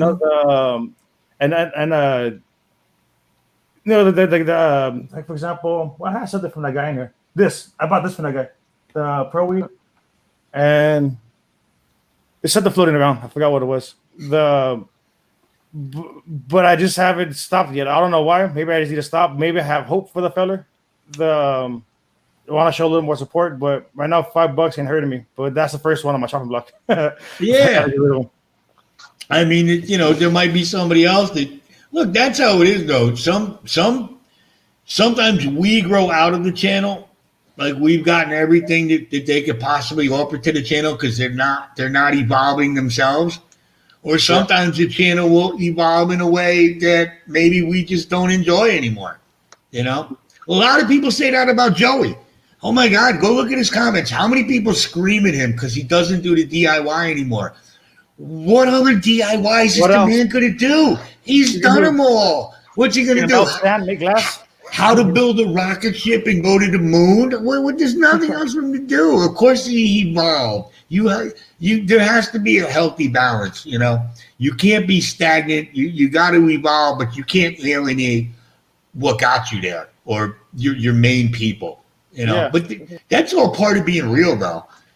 I figure if I'm always real, if I'm always me, regardless, then I won't look. If you like me to begin with, I'm going to be me 10 years from now. I'm not going to be any different. I'm going to be the same person. And And if you're on Facebook and you hate my voice and you don't like the way I look and you think my videos stink like I was told after the OFR video 10,000 times, then you're never gonna, then whatever. But I tell them, I'm gonna grow on you. Someday I'm gonna say something funny. Then you're gonna be like, wow, I don't know what it is, but this idiot's funny. So Yeah. did anybody answer the whole question? What do you do to save money? Oh yeah, we did. Like we did a little bit, but what do you do Yeah. to save on electricity? Like right now, I bought this pump because it's 20 watts, and the one I have is 35 watts, but half the size, and then I get to eliminate 5 more little pumps. So hopefully, I can knock a little bit off my electric bill. Because in Connecticut, I don't know about you guys, but my electric bill is ridiculous. In California, your electric bill must be ridiculous too. It can be. Okay, there's solar panels in here now, but before that, you're talking about $400 on a month during the summer. Yeah, that's what I mean. Yeah, with the air conditioner running in the tanks, and then you got to worry about overloading your circuits in the basement. I had to. I actually ran two 25 amp breakers just specifically for my tanks, because every time the air conditioners would go on upstairs, it would pop the breaker. And all my tanks would stop, and then my kids would yell at me that the air conditioner went off. We can't weld over here. Oh, I don't weld, but somebody welds. We can't weld and have the AC at the same time. We got to have one or the other. Oh, of course, I weld. I'm a welder. I weld aluminum and I weld steel, and the same thing at the shop. I had to run a dedicated line just for the welder, or I would pop it every time. Yeah. But that, and when you put those little friggin' plug-in heaters on, the small little 1,500 watt heaters. Boom, like that, you know? Yeah, I know you got high energy costs, but they let you put up solar at least. Yeah, we got solar. You can't put solar over there?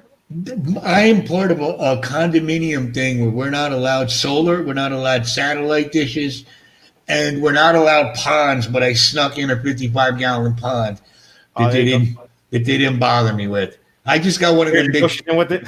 I got one of those big plastic totes because I figured if I do it real, they're going to complain. I dug a hole, I put it in, I surrounded it with rocks, I filled it up. I got a nice plant. I put a filter in it, and I just filled it up with comets and and those things. I have a video of me building a duck pond. Do you have ducks? Oh yeah, well I did until they flew away. I think I might have seen that one. I think How long did you have them before they flew? What? How long before they're old enough to fly away? Like, how long can you enjoy them for? So you can have them for like as long as you want, but I forgot to clip their wings, So then they're gone. They flew very low away. Yep. Joseph's Tropical Tank says he pays about $650 a month in taxes. And Texas Fish Room followed that up with, I'm dreading to see the electric bill for the fish room once it is in. PB, yeah, see Florida, that's one of the benefits of being in Florida. Yep. A nice electric bill. Very good. RC Mod Squad, how are you doing, my friend? Good to see you. ADK, your phone is dying. Well, you got to plug it in so you rack up that electric bill. So, Marcos, you have planted tanks. What kind of stock do you have in them? Want to take a look at them? Yeah, show everybody. Look, I have to get up for 1 second to refill my drink, but show everybody while I do that. Let me see if I can get my. Right, you can take over. All right. What up? Nothing much. You? Let's see here. You're not gonna go to work today at 6:00, so it's kind of nice to get a stream in. Yeah. Well, this is my first stream, second time. Yeah, this is my first time streaming, because I don't know, it's just I'm not a big YouTuber yet for the fish stuff, so I would have 0 people on it right now if I started. Yeah, I had streamed once just to kind of see if it would work, how it would go. And I found out what bit rate was very quick because I started getting the signs. I guess it has to do with the information that's flowing through. So if your bit rate is slow, you're not going to let a whole lot go through or something like that. Huh. So it took me a while to figure out how to adjust it. Then there was an encoder involved. And about 45 minutes in is when I figured it out, how to do it. It was awkward talking to myself in the room. It was weird. I do want to like do this like on my YouTube channel, so then it's not boring like you just said, like Yeah. talking to yourself and not engaging with other people, you know. Look, the weirdest one is when you got to walk into a store and do a fish room tour, That or you I've do, done that once. and you're filming yourself, and people are looking at you like, Like, and they yell at you, "Don't film me! Don't film me!" It's like, I don't want to film you. film myself. Luckily, my local fish store is cool with it. Yeah, to be honest, I didn't even Mine is tell too. them. I didn't even tell them I had a YouTube channel until I hit like 400 subscribers. Because look, I'm 50 years old. I don't want to look at him. He's got 2 subscribers. He wants to take over our store. What's wrong with him? RB, subscribe to you, my friend. Yeah, I've seen that. Does anybody else want to come up here? You're more than welcome. Any of you guys, tell your stories. Yeah. 3,000 Texas Fish Room, 3,000 square foot with 2 units. Yeah, those air conditioning units really pull I actually in have a some question. electricity. Go ahead. So I see that you have that like thing behind you, like Yes. that board. Mhm. How did you make that? Like, do you have like a app or something? My regular job is I'm a sign man. I make signs for a living, like Texas Fish Room. That is actually a digital print that I did on that machine right there. Yeah. It also, I made stickers, but I made them wrong. I'm remaking the stickers on sticker paper. I'm going to send them out to everybody. I made them on vinyl, and when you go to peel them, they wrinkle all up, and it would drive you crazy. And you'd go, Vinny, you got the worst stickers ever. But yeah, this here, it's printed. I just came up with the artwork. I do all that design and stuff at work. I just printed it out, and it's on a frame. It was actually for a Lacoste sign, and I just put it behind me. Yeah, you can mount it on the wall. You can do whatever you want with it. Look, when you come up with your thing, if you want one, I'll print one out, and you can put it right there behind you. And yeah, why not? Why not? I was talking to one other guy I just met today.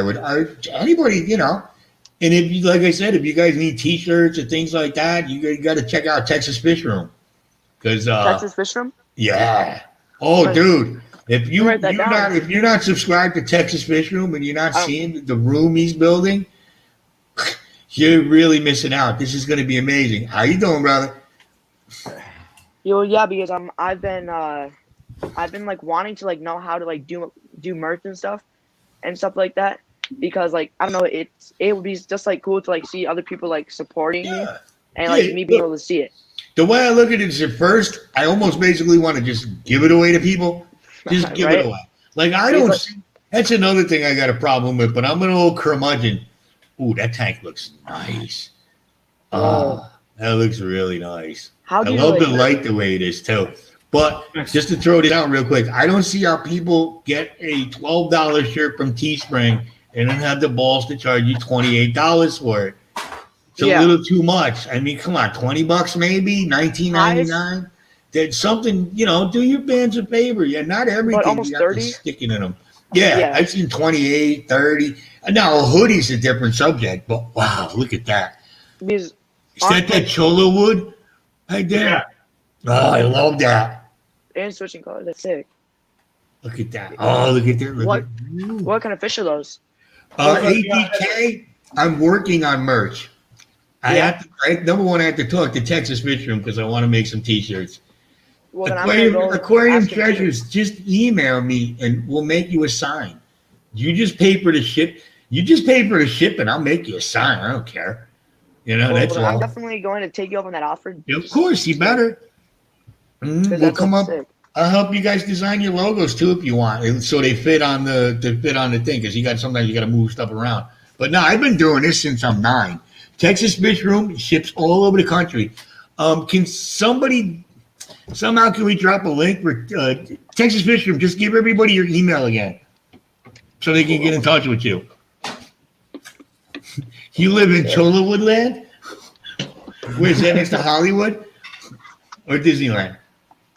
There's a guy over here. Oh, shit. You know what? We didn't call out the number. That's because I'm a big mouth. All right. Hold on. I got to go back up. I've written I don't even think I can get to it, so you're going to have to use the buddy system here. Yes, the banners are cheap to make, Texas Fish Room. Or you can print it and put it on a solid substrate for them too. That way you don't get the wrinkles. Because that's what I did with this one. Instead of putting it on a banner, I put it on a piece of old 40 aluminum, so it's flat and I don't have any of the wrinkles. Like if you look behind the young gentleman, you can see the wrinkles in the flag and the way the light hits it. You don't want that when it's your lettering and everything. You want it straight. Yeah, there it is. Texas Fish Room. Everybody, check him out for your merch. I think he should be the go-to guy for merch for us, especially because he's one of us. And somebody's got to finance that fish room, to help the brother out. Yeah, you definitely have to go check out his fish room. It's huge, dude. It's steel. It's got a lathe. I mean, this is from the ground up. This isn't I bought an old garage and did something to it. This is from the ground up. It looks amazing. I can't wait to see what he does after that. I seen that you there's skeleton here too. RB says there was one YouTube I watched. They had sale. For $30. Yeah, $30. Yeah, that's too much. That's Way too much. You're not Aerosmith, okay? Calm down with yourself. You're not a billionaire making. You know what I mean? Oh well, $30 a shirt. He's gonna be pretty soon. Right? But I would rather have 100 people wearing a shirt that I made $1 on, just to say I made $1 on it, than 2 people wearing a shirt that I robbed them for $15. Let's be honest. Teespring and all that, they're all right, but their shirts are kind of crappy. It's not the greatest quality. I used to do silk screening. I'm sorry, I know I talk over everybody. You're fine. It's a bad habit. But I used to do, because if I don't, it's going to run out of my head and I'm never going to say it. Hello, right. Chefs Aquatics. How are you doing? I used to do silk screening with the process and the 6. And some people just, exactly. Poor people can't afford that. Like, I want to at least get my first 100 shirts. I just want to give them away. That's it. Just pay for the shipping and I'll send it to you. How much is each how much is each shirt? Like, do they do it like? With that, that's why you have the email right there for Texas Fish Room. Yes, I do. Because it all depends. No, because you can get a crappy shirt that's going to fade and it's going to shrink, or you can get a nice quality shirt. It all depends on what you want to do. Like some of them, you'll get a black shirt and it ends up looking like this, kind of gray, instead of staying black or anything like that. You definitely, if I want to give anything to anybody, it's got to be comfortable. It's got to be a comfortable worth shirt. Worth their money. Exactly. You want to give them the best thing you can. The Texas Fish Room, I cut great deals for fish keepers. That's all you guys need to know. And everybody subscribe to Texas Fish Room. How this guy is not over, has more subs, I don't understand. So subscribe to everybody, but definitely subscribe to Texas Fish Room and give him an email, and it helps. Look, if you're going to contact them, at least have a logo or something. Don't just say I want shirts, but not show them the design. I like your design, like the Asian arowana or arowana. Yeah, thank you. I come up with all that. I'm a sign guy. That's what I do. So I just come up with it. I just wanted something to get my name out there. Where your thumbnails are really they look professional. Like how did you do that? Since this is online. That's all right. I originally started out with YouTube Thumbnail Maker, and which isn't bad. I use that for my green screen lettering now because they just upgraded it. But I actually I'm a sign guy, so I have Corel Draw, which is a design program. That's what we design all our signs in, is Corel Draw. So I have access to that. So I just come in and I pump them out like I would a drawing for a sign, and I like the way it looks. I like that professional look about it, and But that's because that billboard's really cool. It's part of it. Well, look, like I said, we'll figure one out for you. Don't worry, we'll get you one. But the only clue is catch is you can't get rid of the American flag. You have to move it. We have to move it somewhere else. Oh no! Yeah, I'll show you where I'm going to put it. All right, I'm going to put it right there. So over my there you go. Perfect. Mm-hmm. Right here. So then when I'm doing my introductions. That sign you got right there. Oh, we're going to replace that for you. You just got to take a measurement. Hey man, take a measurement of that wall, and we'll talk about it. I'll give you my email. All right. Yeah, Texas Fishery. We use. My boss is a big Corel Draw fan, and we've had him for 20 years. So even the computer I got at home that didn't work last night, it has Corel Draw on it. I like it because there's also Corel Paint, and you can do stuff with the photographs. Yep. And it seems to give you a really nice, a nice solid DPI image when you do it. There we go. So my next video, Look at I'm that. definitely going to shout you guys out because this is sick. That would be appreciated, but I'm just doing it because I like what you're doing. Well, yeah. You know, but hey, everybody helps everybody. That's the way we do it. Look at this guy's tank right here. It's so It sick. took a while to get this microphone figured out. I mean, Is that microphone a- camera. What is that? A Is that a 55? Or It's a 20. A Yeah, 20? that's 20 long? Yeah. I love Yeah, 20 20 long. longs. I I love have a 20 tw- longs. This is my 20 long that I escaped the other day. It's not the best, but yeah. Oh, that's cool. You know what? I do have no a few rocks. tanks. I do have a few tanks that I don't like. I like this tank, but I have a couple tanks where I have very minimal decorations in it. Mhm. You know, that's the pleasure of having a bunch of tanks. Is some of you can have heavily planted, some of you can have bare bottom. You can do whatever you want. You can try everything. That's what I did with this one. I love this one, dude. Those are all real plants too. Yeah, How do you guys? yeah, you know what? Even the decorations I made, that's how I got started. Because I had a river rock, and then I had the plastic pots from the plants you get from the store with the Yeah. So I got those river rock and hot glue, and I started gluing together the pots. Then I got the pond foam, and I started pond foaming the rock in there. So all those structures you see, I made all those are all like That, foamed together. with that light behind it like that. Oh yeah. Oh How yeah. long did That's it take you? beautiful. The overnight. Yeah. Yeah. The hardest Overnight? part was I put too much foam. You know what? I bet Yeah. you're like me. Once you start a project, that's it. You tunnel Oh. vision and you just keep going. It doesn't matter. Oh, it's 5 o'clock in the morning. That doesn't matter. I'm going to Yep. finish this. Yeah, Yeah. that's I great. usually do my my water changes at night, and then I like stay up till like 1 in the morning. Always like, I don't know why. It's just like I'm always busy in the Dude, morning. no, it's because you get excited. You get Yep. excited from doing it, and you got to wind down afterward. But let me ask you: you do your water changes at night. How many times do your parents knock on the door and go, "What the are you doing in here? What is Every that time. noise?" Yeah, Every time. right? How often do you guys do water changes? Every week, Yep. at least. I do Every mine every 3 days for me. nice, 25%. nice. You cannot do too many water changes. I don't believe because it's all in your substrate. It's all in your filters and all that. You cannot do if you have the time. You can do water change every day, and it's going to be great for you as long as you have good water. You know? I used to do that when I had my 55 on top of my 55, my 75 on top of my 55 because it used to always get dirty. Yeah. I do. Hey, look, if I see a problem in my tank, I'll do 20% for a week straight. You know, I'll just bang them out. I usually do 10% and then but every other week I do 25 because that's the main priority, you know what I mean? That's you know what? If you do your water changes, you're definitely going to reduce your risk of having a problem. Yep. You know, and I also got to do a lot of top off because I'm in the basement. I get a lot of evaporation. Like every night, I got to add 10 gallons to the 25 tanks. If you split it up, I got to add at least like my saltwater tank likes to evaporate like crazy.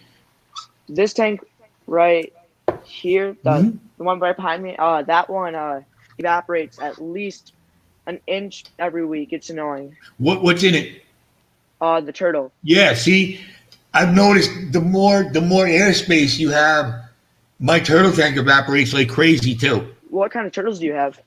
I haven't watched any of those videos. I got 3 years ago. I got at a Chinese restaurant. Believe it or not, I went in and I got 3 small yellow-eared sliders. They were about this big for my daughters because I thought they were cool. And then I realized that these things live 40 years, and I'd have to go. I had them in a 20 long. Is that a 20 long behind you? Yeah. Right here? Oh, man, Oh, yeah. no. Right, both of you. Oh, Oh. no, this is a 75. This one right here. Yeah. But see, it's so hard to tell on video. That's a nice size, my friend. Yep. That's a nice size. And then I did a rescue recently. I've had those turtles for 8 years. I did a rescue recently, and I got a painted turtle from my friend Dan's brother, which they all four of them get along great. I built, you know what I'm going to show you? This tank here, I'm going to show you how to do a DIY topper. You're going to build a top for that tank where you can fill that whole tank with water, and then they climb out into the topper. I seen your praying mantis DIY. It's pretty cool. You know, spur of the moment, I just saw it. He's doing great too. You got it when you see them things eat crickets. They are really cool. I had to hang it on the wall though because I'm running out of room.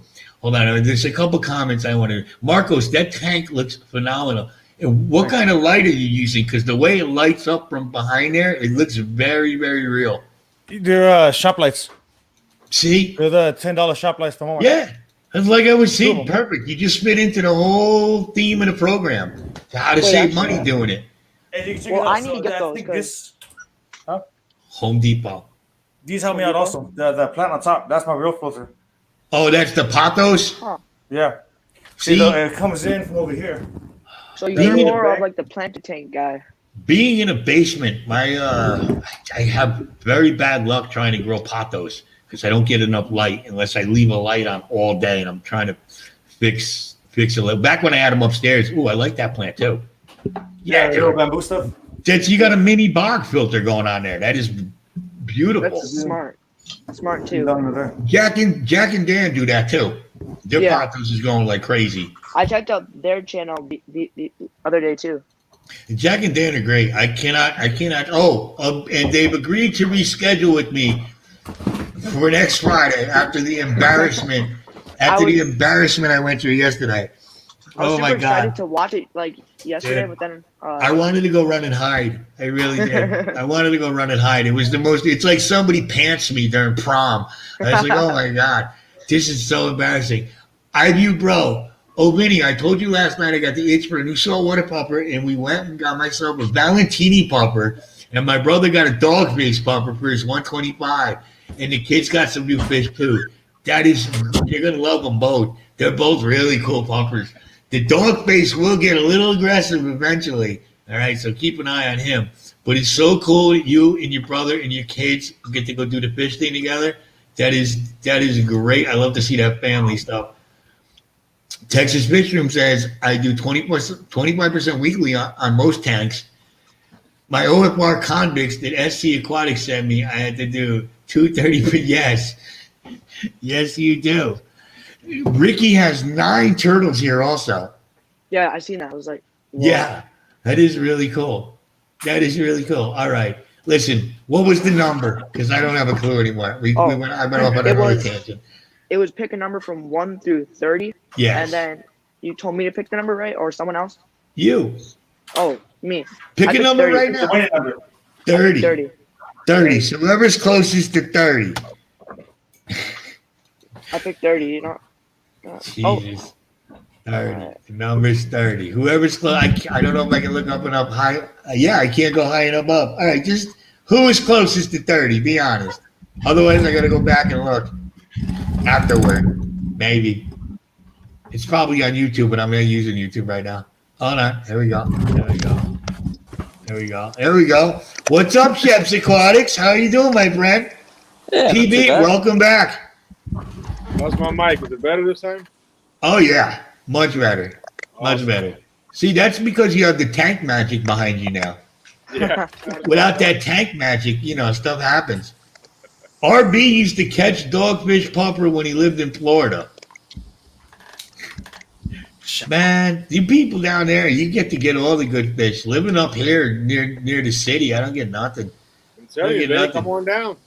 I'm thinking about it. I got to do something. We all just got to get a tour bus and just tour the whole nation. Just pick people like a convoy. That movie back in the days, you just all start driving together. There's so many of us all over the place. Well, my sister lives in Florida. Fish. Your sister? RB, you didn't pick a number? Well, you'd be smart to say 29 right now. Or 30. Look, somebody's getting a gift certificate. Who I don't know. I What's the screwed that all gift up. certificate thing? Here we go. It's from Royal Fish Aquatics. Really? It's a $10, yes, $10 gift card. I have the code and everything. West Palm He's Beach, got Florida. native, too. Yes, you're really close to Palm Bay. And my grandparents used to live in Sebastian, which is right next to Vero Beach, PB. So you probably know Vero That's a Beach. good hour away. Yeah, but everything's an hour away. Yeah. Well, it I was. live up there. It was back Yeah, I still in Port St. Louis. 20 years ago. I remember we would have to drive. We would drive from Sebastian to Melbourne. It was a nice little hour trip in the back of Grandpa's Oldsmobile. And I would just sit there. Back then we were lucky though, because I had the Walkman, and I had the Walkman with the auto reverse. So it would flip it because you didn't see Caitlin has no idea what I'm talking about. He doesn't know what a Walkman is, and if he does, he doesn't care. Right? Why do you walk in reverse? It makes no sense. No, what it meant was you didn't have to take the tape out and I flip know it. exactly what Walkman is. Yeah. Oh yeah. They were great. Now you had the sport Walkman too, so you could take it to the pool with you. Ooh, what How about when chef's the tape was cut and would you ever glue your tape back together? Of course. Scotch tape, and you'd have to just use a tiny little bit. And that was the worst part. You'd have your tape, and it would play, and it would go woo, woo, woo, woo, woo, woo, and then you pull it out, and then you take a pencil and you'd start spinning it to roll it back together. That's it. My copy of Thriller got all screwed up that way. And don't laugh. Everybody had a copy of Thriller back then, all right? Everybody. You know, for me, I always listen to Ice-T. I you listen ever to put the Ice-T. paper inside the holes on the The tape would tape? get messed up. I'll buy it again. How old are you? For me? Yeah, you. Marcos, how old are you? Yeah, see, I'm 17 years, I'm 15 years past you, so I got to go way back.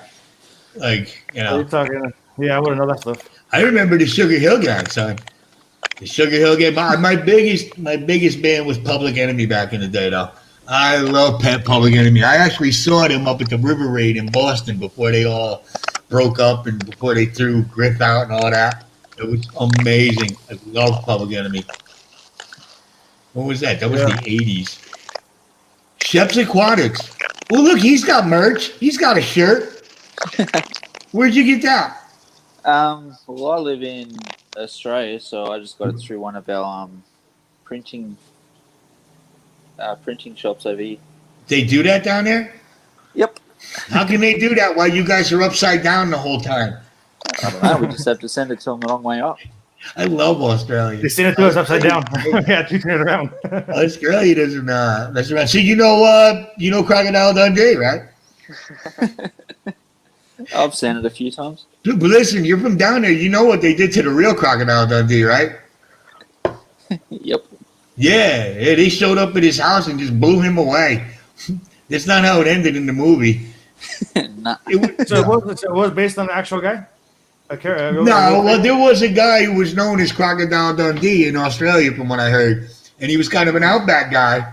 And for some reason, the forces, the federales, showed up, and he ended up taking a dirt nap.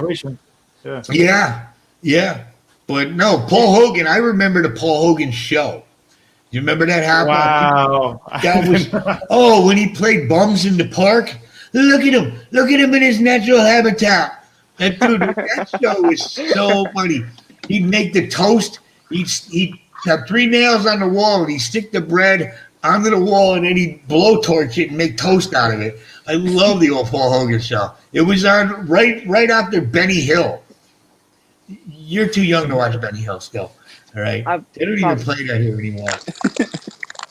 So what are you up to, Chefs? Just doing the morning feed in the fish room, actually. Oh my God, it's morning there. What time is it? It's 8:45 a.m. Oh, that's not too bad. Over here, it's 5 p.m. over here. 5? Yeah, what is it? It's 6 here. Yeah. And what is it? It's 4 where Marcos is. And me and PB are on the same time. Hey, So thanks. Behind you, PB. what's it like fish keeping in Australia? To be honest, I don't really see it much. I mean, differently. you get we any don't- different fish than we do? Yeah, we've probably got a few natives that you guys can't get. But in saying that, we can't get a lot of the fish you guys get. Like a really good example is the pea puffer. What? It is extremely, extremely rare to find a pea puffer in Australia. I heard they're expensive. When they come into Australia, they are 180 to 200 Australian dollars. Whoa, dude! I get them for $4.99 at most. Yeah. Yep, I've been talking to Jesse at HC Aquatics, trying to work out how we can mass import them to make a quick million. Or just do like a travel over here. Listen, the Russian government sells submarines really cheap. That's what the drug dealers use. You just get one of those. The one-time use only, though, unless you got a mechanic. Yeah, like the what was that one? The one that sunk on him. Oh god, that was terrible. Wow, you can't get pea rainbows. You can't get pea buffers. Oh, we can get them, but like I said, when they bring them in, they only bring in like sort of 30 or 40, and then fucking. Is there a reason behind that? I don't really know. We've tried looking into it, but I think it's just more if they do get loose, they could become an environmental factor and stuff like that. But they're what? They would just need food. It's not like a snakehead or an arapaima.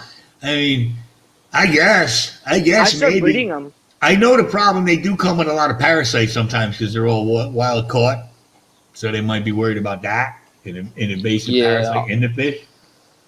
I'm not sure how why they are so hard to get, but even like other puffers and stuff like that, unless they're saltwater, they're very hard to get in Australia, and they're massively expensive. That's weird. It's probably something to do with the parasites.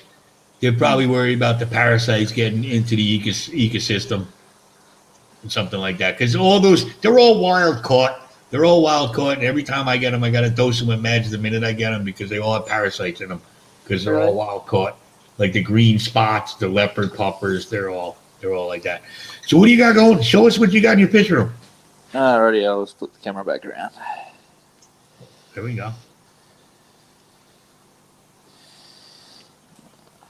I suppose we'll start with pretty. This Those one. are cool tanks. So I love seeing everybody else's tanks. I love it. So I get jealous though. We've got a bit of a mixed bag in this one. I've been having a lot of trouble with blackbeard algae, so I've got a couple of Siamese algae eaters in here.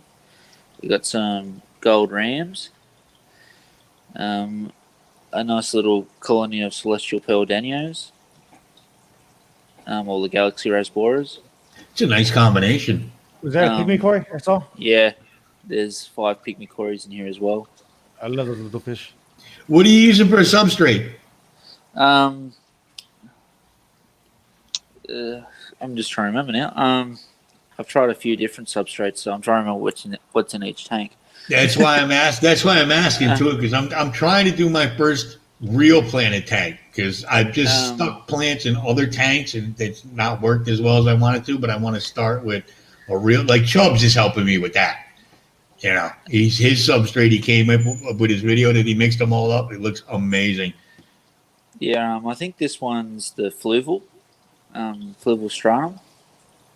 Yeah, let me ask, while we're on that, are you having problems getting fluval products in Australia? Because I know up here, my fish store is saying it's really difficult to get their products. They're on back order. Yeah, we've had that trouble too ever since the corona started. It's all buggered up and very hard to get a lot of fish stuff. Now that you brought it up, how is corona down there for you guys? Yeah. It didn't hit us as hard as it hit like you guys or anything like that. Well, our numbers are greatly exaggerated. I'm just going to throw that out there. Yeah, Minnesota's well, like a even hot spot right that, now. I think we've only had I think 35,000 cases or something of it. Like it didn't hit us. Did they lock you down? Yeah, they did lock us down, which They locked us down, like they locked the whole country down for about a month Ooh. to try That's and not too bad though. stop it from spreading. So actually, also in this tank, I keep forgetting about these little guys. I do have a couple of Ooh. tank bred CPDs. Nice. I just come in one day and hear these two little guys swimming around at the front of the tank, which is always nice. I like that dark background in there too. Oh, actually, that's because it's a curved tank.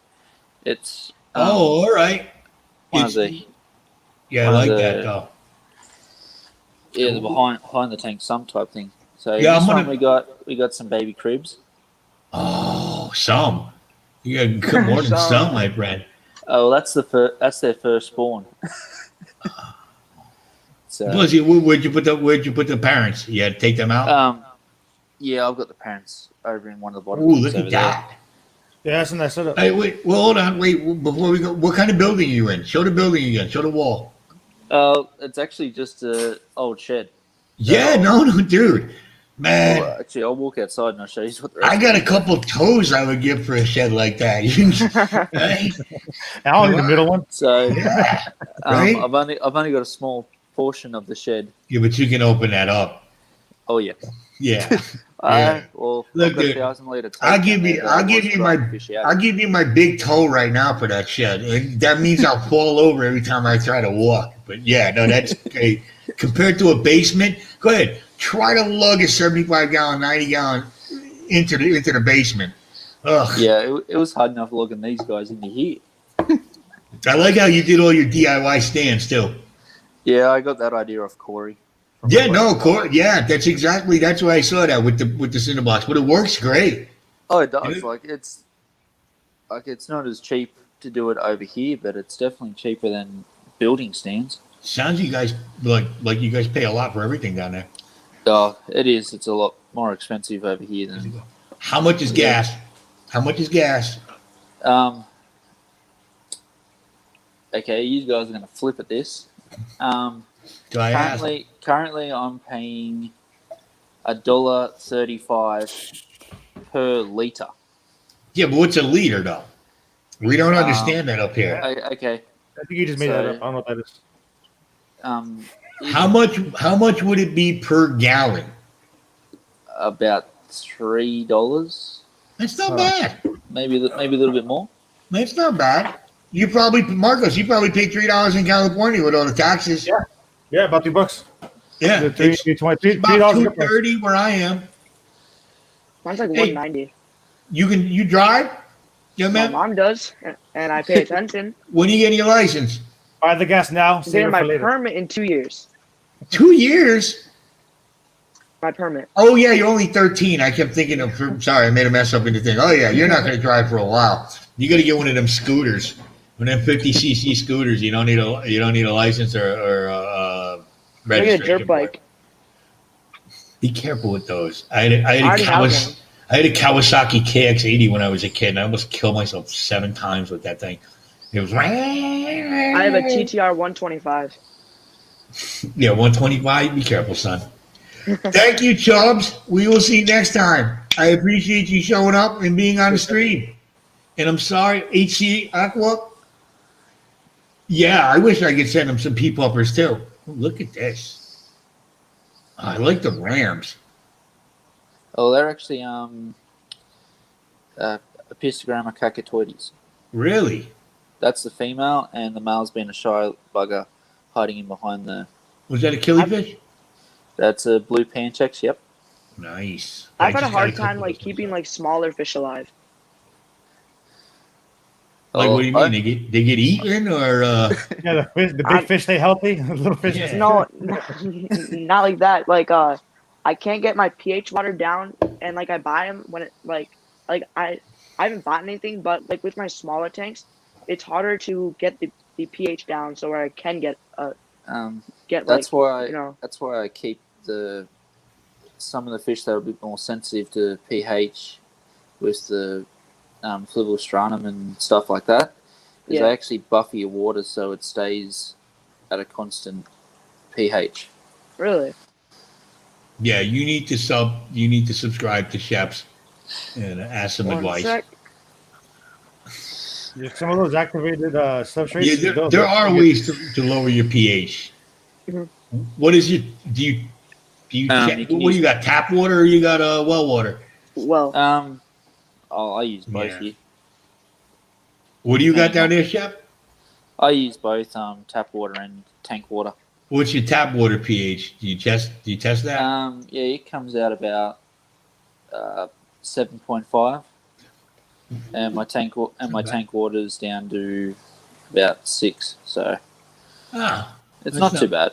No, mine comes out as 7.0. I got that. Marcos, what is your tap? What do you use? Tap? Like, yeah, it comes out right at about 7. Like 7, Yeah. 1, 7.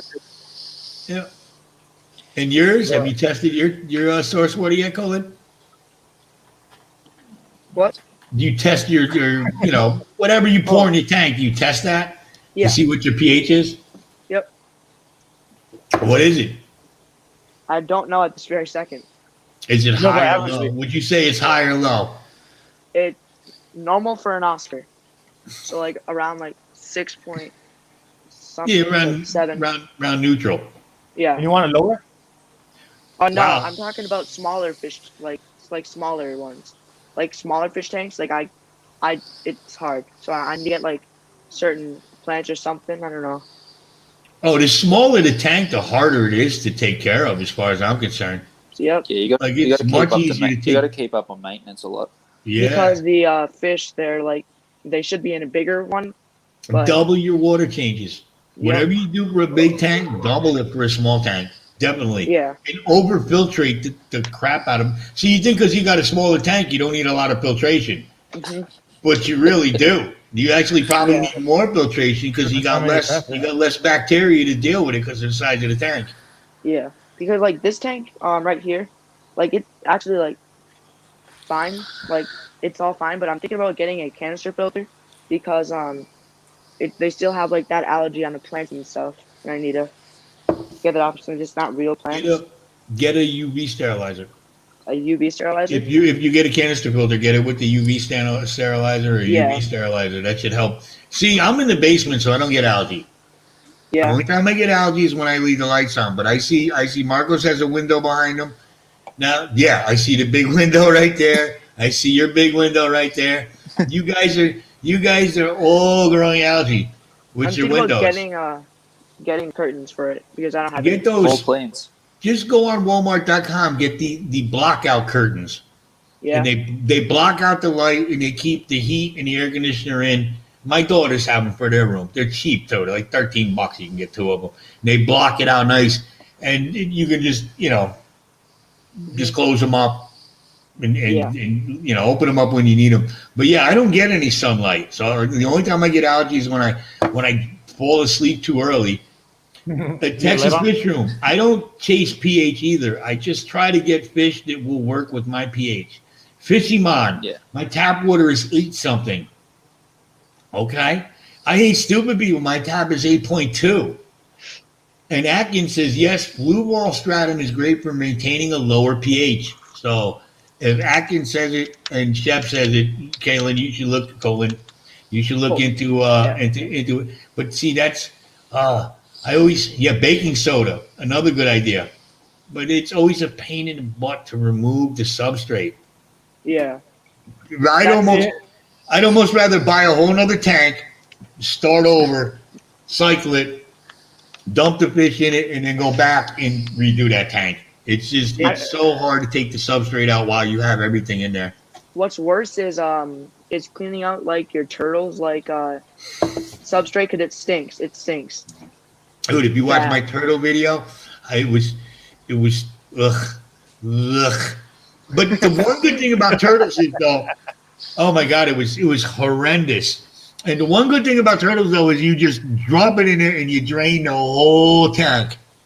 You're not worried about your beneficial bacteria because they don't have gills. You're not worried about that. So you can drain the whole thing. You can pour a gallon in, shake it up, suck all that out, and then just fill it right back up, a little dechlorinator, and the turtles are good to go. That's why I'm going to show you how to make a topper for up here. Yeah. because you can do all that, and then your turtles have a place to come out and bask under the lights, and you'll give them that whole 75 gallons to swim around in. It's fun. Oh, look at I like that. What's That's in that kinda- tank, Chef? This tank at the moment, if they're not going to be spooked, actually has some We don't say small spooked in America. Joke. has some more some baby golden perch. So that's a native fish here in Australia. See, And that's what I was talking about. Let me see that. Try to go in a little closer there. Without scaring them. And at that's the a moment, perch. Kind of like some fish. How big does that get? that will get to. I'm just trying to remember the conversion.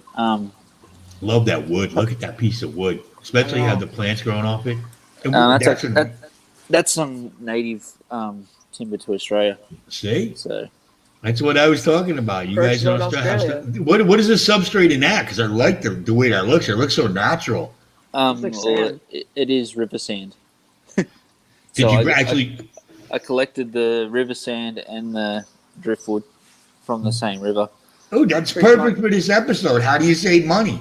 If you went into the Right. store, if you went into the store and bought that piece of wood, that's $60, and then the Not more. substrate's another $12, and it still won't look as good. Big Tank Hank, nice to see you, my friend. I had a great time on your live stream last night. New York Gold, my neighbor, how are you? And you got And- plants. You did got you plants do up in that filter. And the waterfall and filter is all made out of polystyrene. I like. Did you do that? Yeah, I made it all. That is nice, brother. You got to do a video on that. Oh my God, that looks really good. It looks natural almost. Like, you know what I mean? Oh wow, that looks really good, brother. What do you got a pump down there, pumping it up through? It's Yeah, almost like an above tank kind of sump bog filter. It looks so good though. It also runs through a canister filter, so it pumps through the canister filter, then out into the top of the waterfall. Do you have problems like with the water like evaporating? What? Yeah. So it's probably dropped 1.5 inches Yeah. in sort of the last 3 days. Yep. So Hey, did you put the sand directly in the tank, or did you let it dry out first? the sand, I washed it out as you do most substrates and that until there was no sort of dirt in it. Then just dropped it in. Yeah. I like that. I like how it's got that lower level too, and the waterfalls. And that piece of driftwood was actually in that what is it?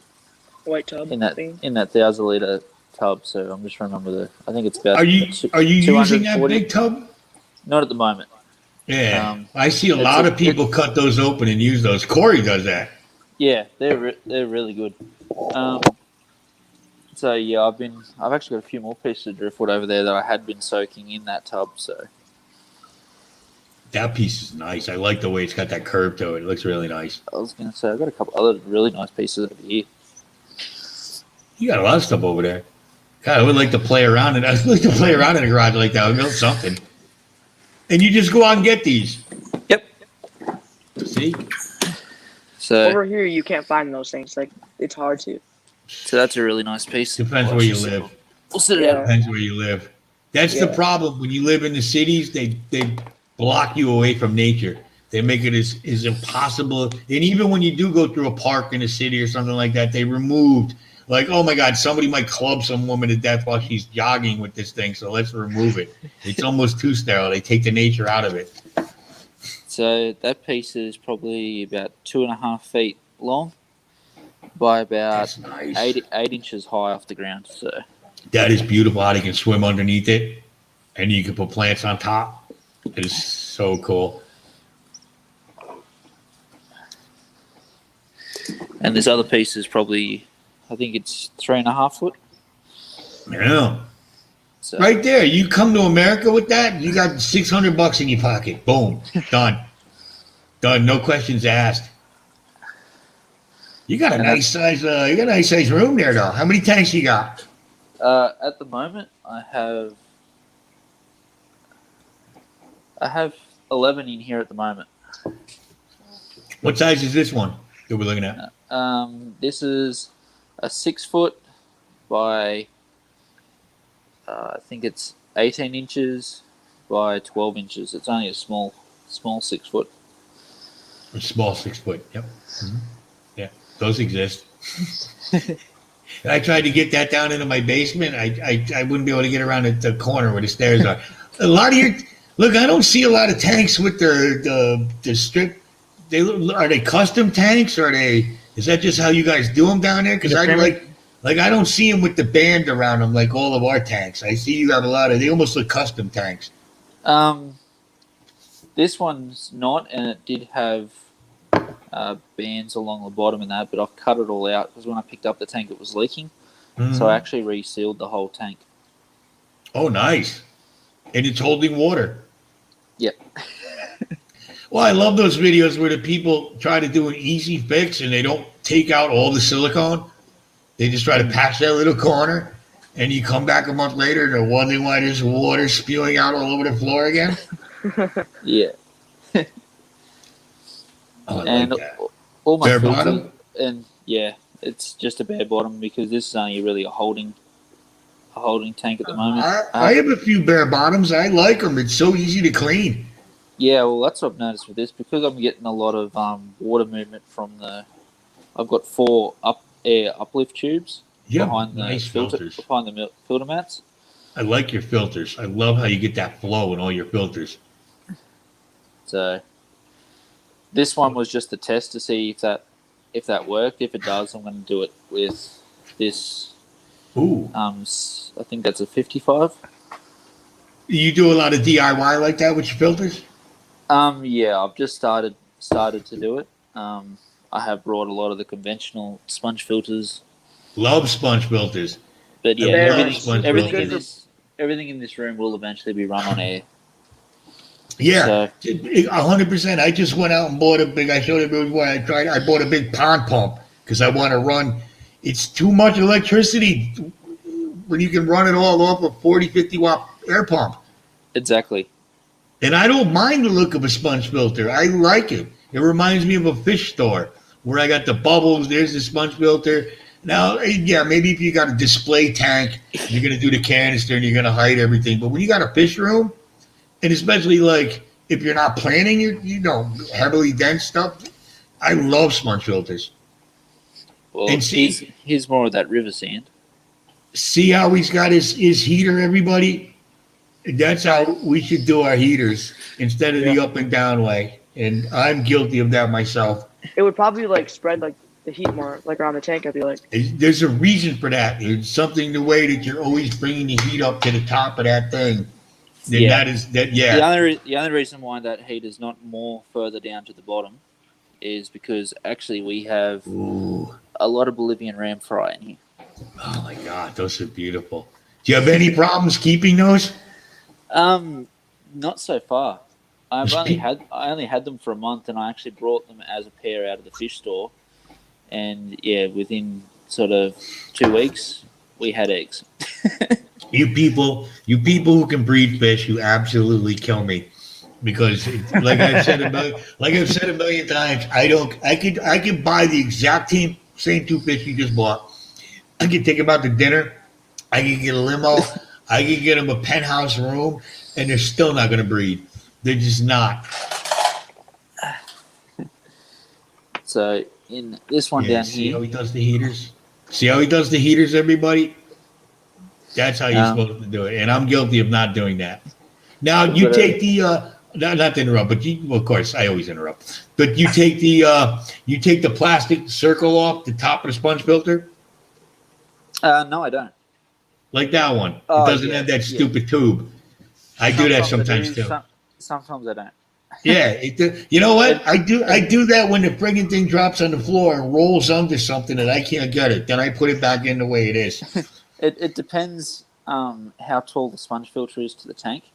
So this one's got a big wide sponge, but it's short.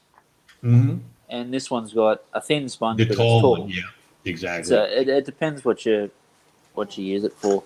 I love if I put the tube on top of that one, it nearly touches the surface of the water. So Yeah, you don't get enough. Now, when you clean them, do you pull them up and put them in the plastic bag and then take them out, or do you just pull them out? I just pull them straight out. Yes, I do that too sometimes, but then it gets messy. What I learned to do is you bring a Ziploc bag in there and you drop it in the Ziploc bag and you take the whole thing out. You don't get all the detritus that was on it all in the tank. Yeah. But your tanks look really, really clean. Oh, this one's not. Well, compared to some monster fish tanks I'm talking about. You know? So we've got the pair of cribs in here. I got one. That's why we got the hole in that. Now, do the plants grow in those pots like that? Because they are at the moment. So all I've got is the terracotta pots, and I've just added some of the fluval sternum into the pots. Just because to fill the bottom of this tank with fluval sternum, I'd need 3 bags of it, but I can fill the 4 pots sort of 3/4 full on half a bag. So I like it like that though, because you're not cemented to the substrate. You can actually take these and move them, and if you have to take it out of the tank and you have to do something to it, that you have a lot of flexibility like that. I got this idea off another Australian fish tuber from Blake's Aquatics. So yes, of course, love Blake. Of course, I know I saw that somewhere before. Oh, of course, nearly every single one of Blake's plants is in a pot. So we've definitely started taking his idea, or the same with my Anubias here. I've got them glued to small rocks, so I can just take them out. Oh yeah, I'm a frequent member of Blake's live streams. I love Blake's. Besides the Australian accent, it gets us all. We're not gonna lie. Nothing romantic about it, but it's Mel Gibson and all that. It's we like that accent. Much better than the French accent. No offense. So here's some more killies. Is it the Bevelitanium or whatever they're called? Yeah, I'm not that great with names either myself. I have a hard time. I try to avoid it because I can't pronounce it. I let the smart people like Stephen the biologist explain what it is. I just got into killifish myself. Wow. The colors on that one is beautiful. Yeah, those fish are cool. I need to start getting into those when I get room. They're really cool. I got 4 of them from my fish store. I got the gold or yellow. Oh my God, they're so beautiful. And a lot of times they like to go at the top of the water too. I was going to say I've got some fishing in my actual house that I'll go in and show you shortly, and I've got another 2 type of killifish, and they're really good because you have some fish that sit in the bottom of the tank, and then some at the top, and and the killies are good in top. So I love mine up on top. I wait to get some more. My fish store, I don't know what you pay down there, but it's $5.99 for one here. Yep. Ours over here are like 20 at my fish store. Well, I got to be honest. My fish store is Fishbowl Pets in Stamford, Connecticut, and I know Tony well, and he's got great price.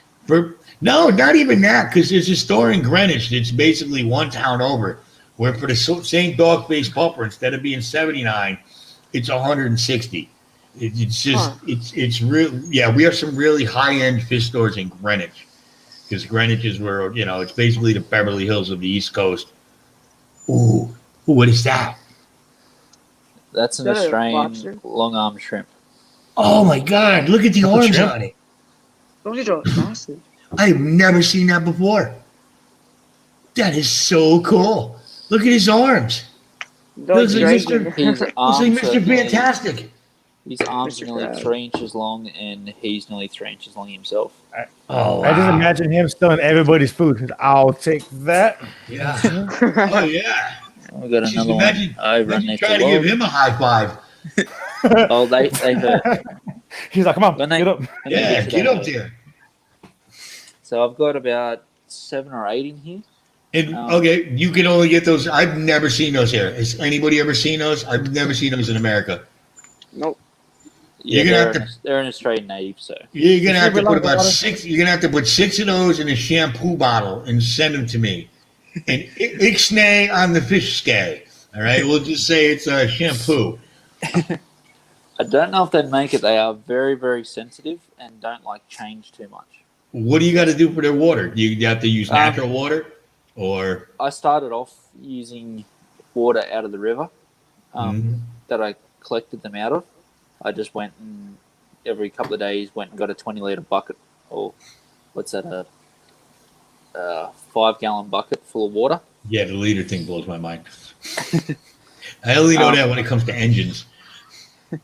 Yeah, so I got a 5-gallon bucket full of water every couple of days and did their water changes sort of with 50% river water and 50% tank water, and slowly got them acclimatized into the.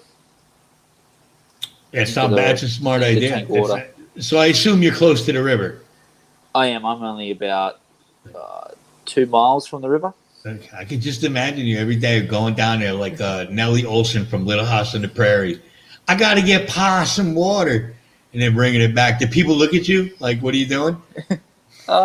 Sometimes. Yeah, I know. So I've actually got in the middle of this balusteria. There's a female, and she's all buried up. So I'm hoping that she drops a heap of babies soon. But I've got a feeling if she does, all these barbs will get them. Oh yeah. They're gonna get some nice hors d'oeuvres. They're gonna get some nice hors d'oeuvres, but still, that's the life cycle. Yeah, so I'm not too worried about them getting eaten as long as I know they're breeding. When I do take the barbs out, they should be fine to breed in there. The barbs are actually going to go into the water. What kind of tank. barbs are those? Those are rosa barbs. Those are beautiful. So when I got them, they all started out with that where is he? That little yellow juvenile. He was an accidental breed. When I moved him out of the tank that they were. So were my kids. When I moved him out of Whoops! Got one by the goalie. Yeah, when I took him out of the tank inside, about 3 days later, I noticed some fry swimming around. So I don't understand how you guys do this. What is it? The music you play in the background? I'm gonna have to learn from you guys because those are beautiful. No, I can't get fish to breed. Now you have fish in the house too? Yeah, I'll actually go and show you guys that. So. Are you married? I've got a girlfriend, yeah. Oh, girlfriend's different. Girlfriend's different. Once you're gonna see. Once they find out about your tank, they're gonna be like, "Whoa!" Take it from an old son of a bitch right here. She's fine with your tanks now. Everything is great. The minute the I do happens, well, these tanks, we gotta get them out of the house. We got people coming over. We're gonna have kids. It's kind of getting on my nerves there. Just a little heads up. Well, and it doesn't mean they're not great people. Just means, all right, I put up with your shit to get this ring on my finger. Now get this out of my house. You got a big shed in back. Go put it back there, okay? I need a place to do Pilates. I cheated a little bit. I actually brought the fish tanks in the house for her. Wait, hold on 1 second. We're talking about your girlfriend. Never say I cheated a little bit. Just I messed up a little bit. I didn't do the right thing. Just never say, well, I cheated a little bit. She might hear that out of the corner of her eye, and then you might get a cleaver stuck in the back of your neck. Well, these are her tanks, so. Oh, see, that's how you guys do it. That's the only way you can do it. If she has her own tanks. I see so many of these YouTube couples, they do that.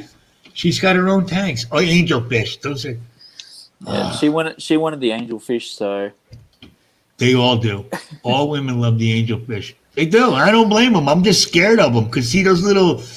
I'm afraid something's gonna happen to them. Like they're aggressive sometimes. Wow. I really blew the giveaway, so I'm just going to give it to somebody in a minute. Well, I totally screwed that up. No, not you. You had enough today, all right? Royal Fish Aquatics is going to give me some angelfish of his, and it will be, believe it or not, in 30-something years, will be the first angelfish I've ever owned. Yeah. Mm-hmm. Ooh, what is that? Yeah, the gray one. The long one. That one right there. That's a Siamese alligator. Yeah, that's what I thought. No, I've seen the same fish at 3 different pet stores, and it was there was either the algae eater or the what's the other one? The flying fox or algae eater. But it was the same fish. No, they're very similar. But the flying fox is actually a lot more aggressive and has a different mouth structure, so they actually do chase after different foods. When I was looking at them, I was counting the barbels, and they all had the same amount of barbels. But I don't know if that's an indicator or not. But they're all kind of that same identifying fish. That's all. The same different names. So They call them. Does that SA have gold on it? They call them Chinese algae eaters here. Whether that's sensitive or not, but we call them Chinese algae eaters. I thought those were like the white ones. I was gonna say Maybe. we've got a I've different noticed- Chinese alligator. I notice fish stores kind of just write certain names on there, and sometimes they're not always correct. I don't think they know themselves sometimes. I love walking into a fish store and someone coming up and going, "Oh, can I help you?" And you're sort of thinking in the back of your head, "But I know more than you." Yeah. Hey, let me help you. Let me walk you around. I mean, but even at that point, there's so many different species and breeds and everything now. It's like it's a full-time job just trying to remember them all. And if you want to be one of those guys that drops the scientific names, you know what? I would probably end up with lockjaw if I tried to do that the way I talk. Hey, what's this guy talking about? Yeah. Oh my God. Is that English? I don't know what that is. I think he's having a malfunction. Somebody call the ambulance. He's a little excited. Just give him some time. I'm always a little excited, my friend, especially when I talk to my fishy friends. And I always have a big mouth. I can't help that. Yeah. I've grown up that way. Look at And the that. Remy noses. There's That supposed to is be like beautiful, 4 different man. Remy noses. Yeah, those look beautiful, right? Yeah. So this is a very, very low tech tank. What do you mean by that? Meaning it's only got a white light. It doesn't have any plant grow lights or anything like that. Mm-hmm. It's only running off one little sponge filter in the corner and a hang on back. And I don't add ferts or anything like that. It's just Really? left on its own. That Do you looks, contribute a lot of that to the deeper sand bed? It looks like a deeper sand bed. Yeah, it's nearly a 4-inch sand bed. And before I put any of the plants, like the root feeder plants in, like the marbled swords and the big sword in the back, and even some of the crypts in here, I waited until all that yucky stuff started forming in the sand bed. No way. So it does look a little bit unsightly, but that definitely yucky stuff helps. is good, though, man. I was going to say it Yeah. definitely helps the Yeah, plants. that yucky stuff is really good. That's like the grease in the bottom of an iron frying pan. That is like, Yeah. it might look that way, but it's really nice. I have that in my saltwater tank, finally, with It's the barely live starting to sand. grow on this one. It's getting a little dark over here. Ooh, I like, what are those tanks you got behind you on the other side? Over here. Yeah. The pseudomugel, gratuite. You know Dan's fish? How he has those Yes. gratuite? I got know those there's fish. I got some gratuite from the kai that he has. That they should be coming up for sale again. So there's a pair in here and a pair in there. And then the top one has some daisy rice fish. And what are those? Those are going long ways. What are 220 longs? Tense. Really? Yeah. So my depth perception is way up. So this other one's a 10 too on the other side. Yeah. Yeah. All right. Did you build that rack? Yeah. That was the first rack I made. Hey, it looks good. And I like how you It- did the light, man. You don't need to spend $1 million on a light. Yeah. It's I got the idea from that the nature's what's that, the video from Aquarium Co-op when the Yeah. shop was stamped. Yeah, so when I started seeing that, I'm like, oh man, that's freaking genius. Yeah, and Um, it's nice because you get to attach all your little things up to the bottom, you know? Yeah. Yes. So these guys I'm probably gonna have to make one of those soon. Yeah, you're going to have to make a rack, my friend. But you got to make a video about it. I but will probably next week or Do this you know week. how to use tools? Yep. You sure? I've used a table saw. all sorts of things. Be careful. Ooh. Yep. Oh, Shep, what is that now? That's a little clown killie. Oh, wow, dude. I've never seen those either. I got to go to Australia now. Those are You should beautiful. be able to get those guys over. in I've America never pretty seen easy. them. I've never seen them. I got to be honest. I've never seen them here, and I've been going to fish stores forever. I love them, but then again, maybe I wasn't looking. But I think killie I was fish gonna- I are was gonna say becoming they're new to my very- area. They're very, very easy to walk past in a store My because these guys do spend a good 95% of their time up along the surface. And when you see them in a fish store, they're only about half an inch long. So you could walk past them very, very easily. Those are beautiful. I got to be honest. I don't think killifish have been in my area. Have been. I think they're just becoming popular.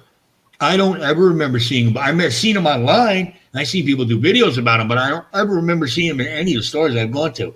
I mean, not even the big box stores. Oh, So there's another type of killie. So there's a female in the front and a male in the back. that's so beautiful. Oh wait, what is that? A leaf fish? What is that? It just went That by. is chocolate grommy. Wow, those are beautiful. Yeah, that's a nice fish. I've never seen someone like with like this like good of like planted tanks, like both of you two. Yeah, they're both of their planted tanks. Their scaping is awesome. I'm definitely envious. Well, I'm not jealous. I'm not jealous because I don't want to take what you have, but I'm envious because I like what you have. That's the And you know, difference. it was a lot of this information came from YouTube, like father fish. Love father fish. Yeah. That man is a walking encyclopedia. All right. I wish I could just put him on a shelf in my fish room, and every time I need to know something, I could just open up Father Fish's book and ask him. And he's such a nice guy too. Oh my God, he's such a nice guy. At 80 years old, I wouldn't be talking to any of you. I'd just be like, leave me alone. I'm 80, right? I'm done answering your questions. Oh, look at that killifish right there. Whoa, it's As like he a comes rainbow close, almost. as he comes close to the front, you'll see a lot more colors in him. I know it's hard to get our phone to focus on those at that one. You want to get closer, but then it gets all blurry. Look at that. But yeah, he's magical in his colors. He's got yellows to reds through to blues and greens. That is beautiful. It looks like the Partridge Family bus. Hey Matt, so how many tanks do you guys got in total?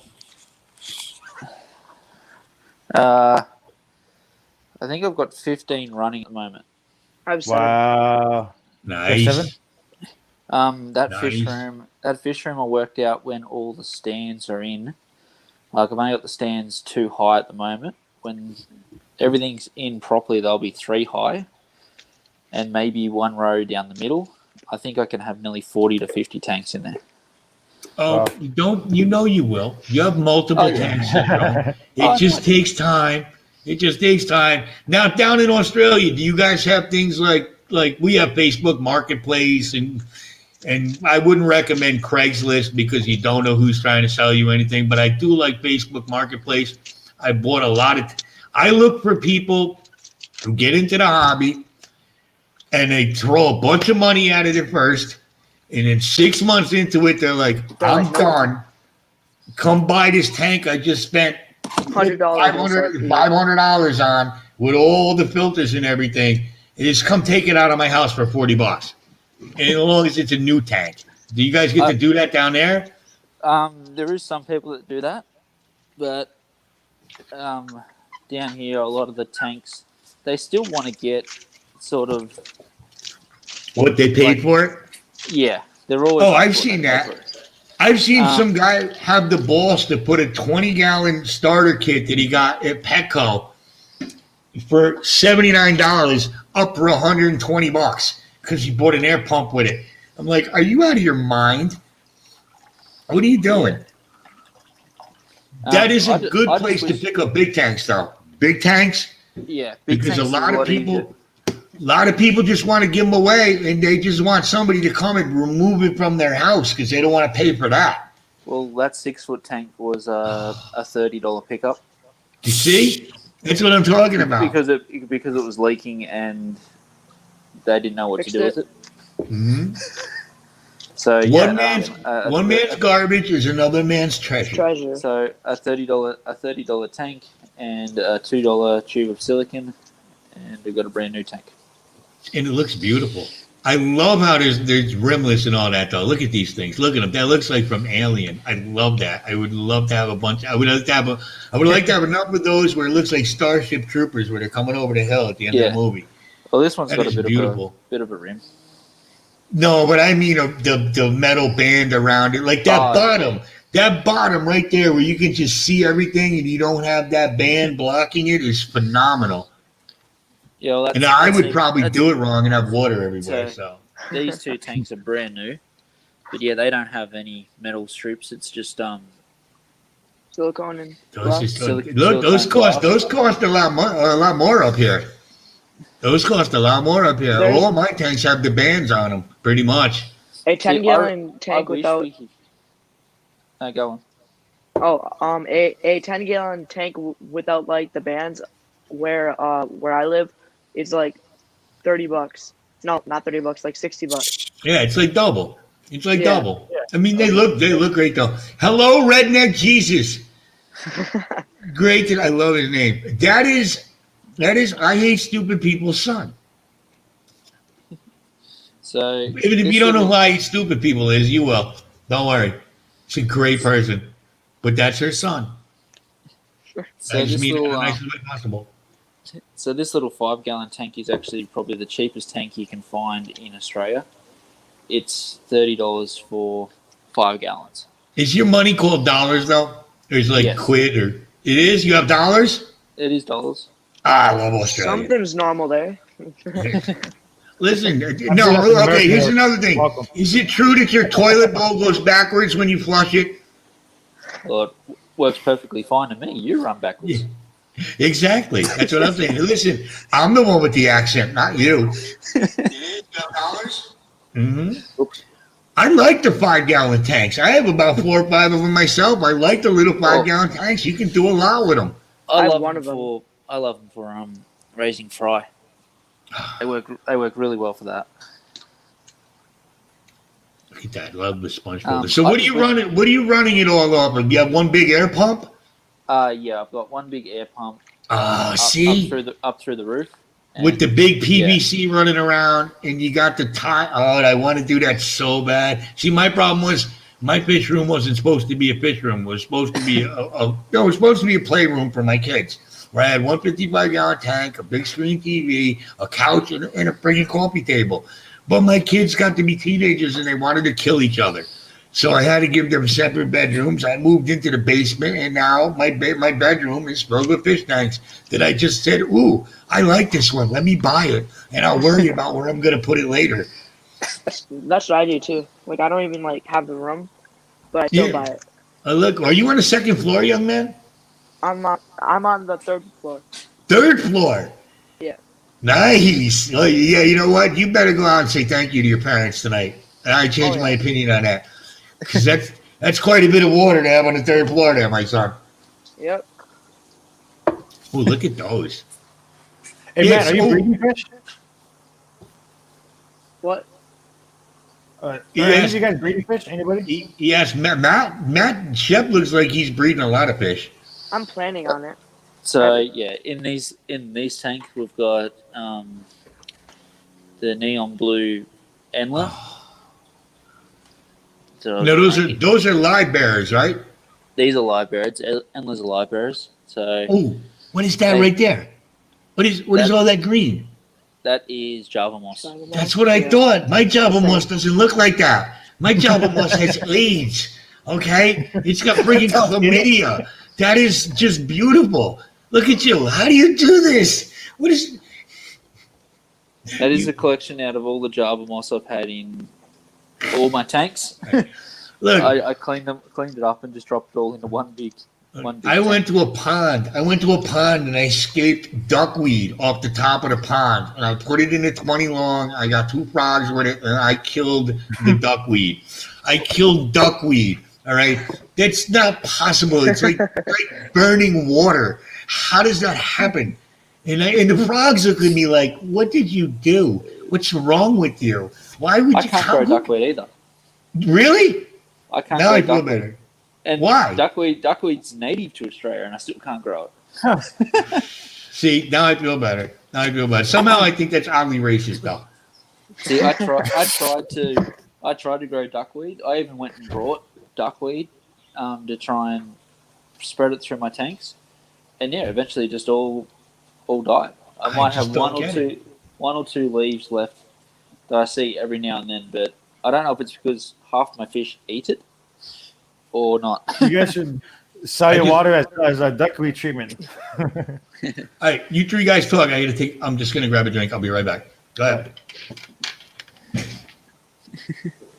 So yeah, we're also breeding another strain of Enla, and we just picked up some sunset platies to breed. So. That's cool. So, how old were you when you first got into the tanks, Matt?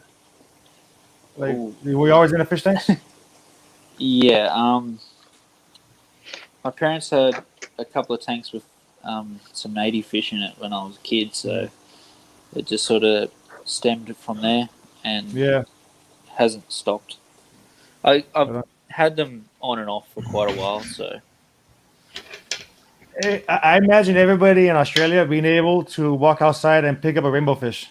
Are they like are they not common out there, or? They are very common in Australia, but not in certain places. What about a kangaroo? Do you see a roo running through your backyard? Have you ever headbutted a kangaroo? I haven't seen them running through my backyard where I am at the moment, but I don't know if any. Did we see that video where the kangaroo tried to take the guy's dog, and the guy went out and started boxing the kangaroo? Oh, he punched. He punched it. The kangaroo's like, what the hell? That kangaroo was ripped. He's so lucky. The only reason he didn't get attacked is because the kangaroo had no idea what the hell was going on. 100%. That kangaroo would have Tysoned his butt. I almost wish it did. Like, cut it out. This is between me and the dog. Why are you getting involved? His dog was talking shit. I had to put him in line. Yeah, kangaroos can be very dangerous. Everyone thinks they're nice, cute, and cuddly, but no. No, koalas are cute and cuddly. Yep, you have koalas down there, right? But they're also mean too, aren't they? I was going to say they're mean, and they actually carry chlamydia. Oh well, actually good. Dirty little animals. So you're telling me Bill Clinton knew a koala? Probably. Maybe that's where it started. Yeah, right. I swear. And Hillary had it killed. Host. Anyway, no. This is looking. We're the ugly American. Me, it's me, not you. Me. And do we think you guys have koalas and kangaroos running all over the place? And you live upside down. Your toilets go backwards, and you like Vegemite. You can dispute any of those. Look, I had Vegemite. It's not that bad. No, it's all right. I like the thin layer. See, that's good. The thick layer. I've yet to meet an Australian that likes Vegemite. Like, like up here, we'll talk about how great Coca-Cola is. To, look at it, it's in China. But down there, you go, hey, what do you think of Vegemite? They're like, it's all right. It's all right. We're kind of imagine kangaroos being about as common as bears. Are they like only like isolated in one area? Hold on. We can Google this. Kangaroos are all over the place. We don't want to Google it. We just want to act like we know everything. That's the way we do it. I don't know if Matt wants to be giving us a geographical animal lecture. Animal placement. He's looking around. He might have a kangaroo in the back of this garage, and we don't even know it. Maybe he's got a kangaroo and koala farm. You want a koala purse? I got one for you. What else? What about sloths? Do you have sloths down there? Wasn't it a sloth, a three-toed sloth? No, we don't have any of those. Well, then you're not even doing it right. Where did those come from? New Zealand, I guess. Yeah, we get Australia and New Zealand confused a lot too. God forbid, show me a map and go point out which is which. I'll be like, close my eyes. Everything's right here. Everything. I don't know where all this other stuff is at. Yeah, Wait, what else about Australia do we know? I don't know. I didn't know you had dollars. That's new to me. At least those friggin' English are gone, though, right? Yep.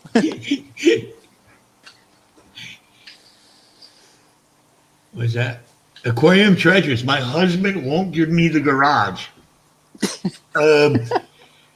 Yes, he will. You just, I'm pretty sure you can butter his rolling up where he will eventually give you the garage, the deed to the house, and probably 3 of his fingers. Hold on, let's talk about what's in the garage now. Is it a car of some sort? And is it a classic? Is it a Riviera? Is it a old Buick, perhaps? It's probably like all my garages filled with all the crap. 4 plastic Christmas trees, decorations, a box of something from grandma's house. A drill, no battery. Redneck Jesus says, an important question for everyone except Vinny. I'm being profiled. What is your favorite fish?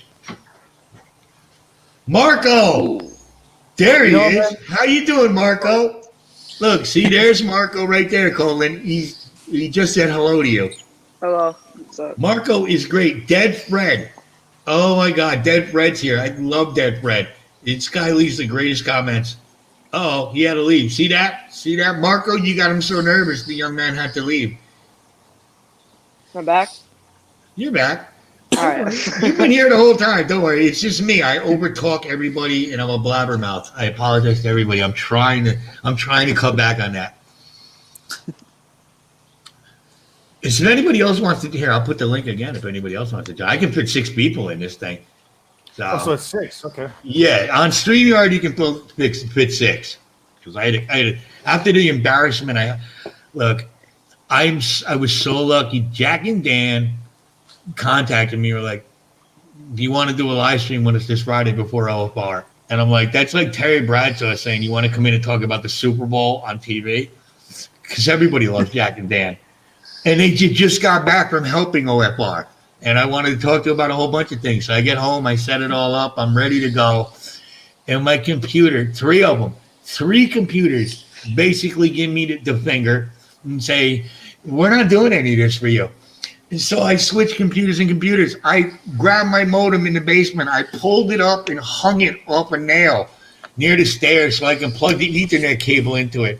And yet Jack and Dan are plodding along while I am a frozen stick figure and my voice is all choppy. I must have made them so uncomfortable after doing me this favor.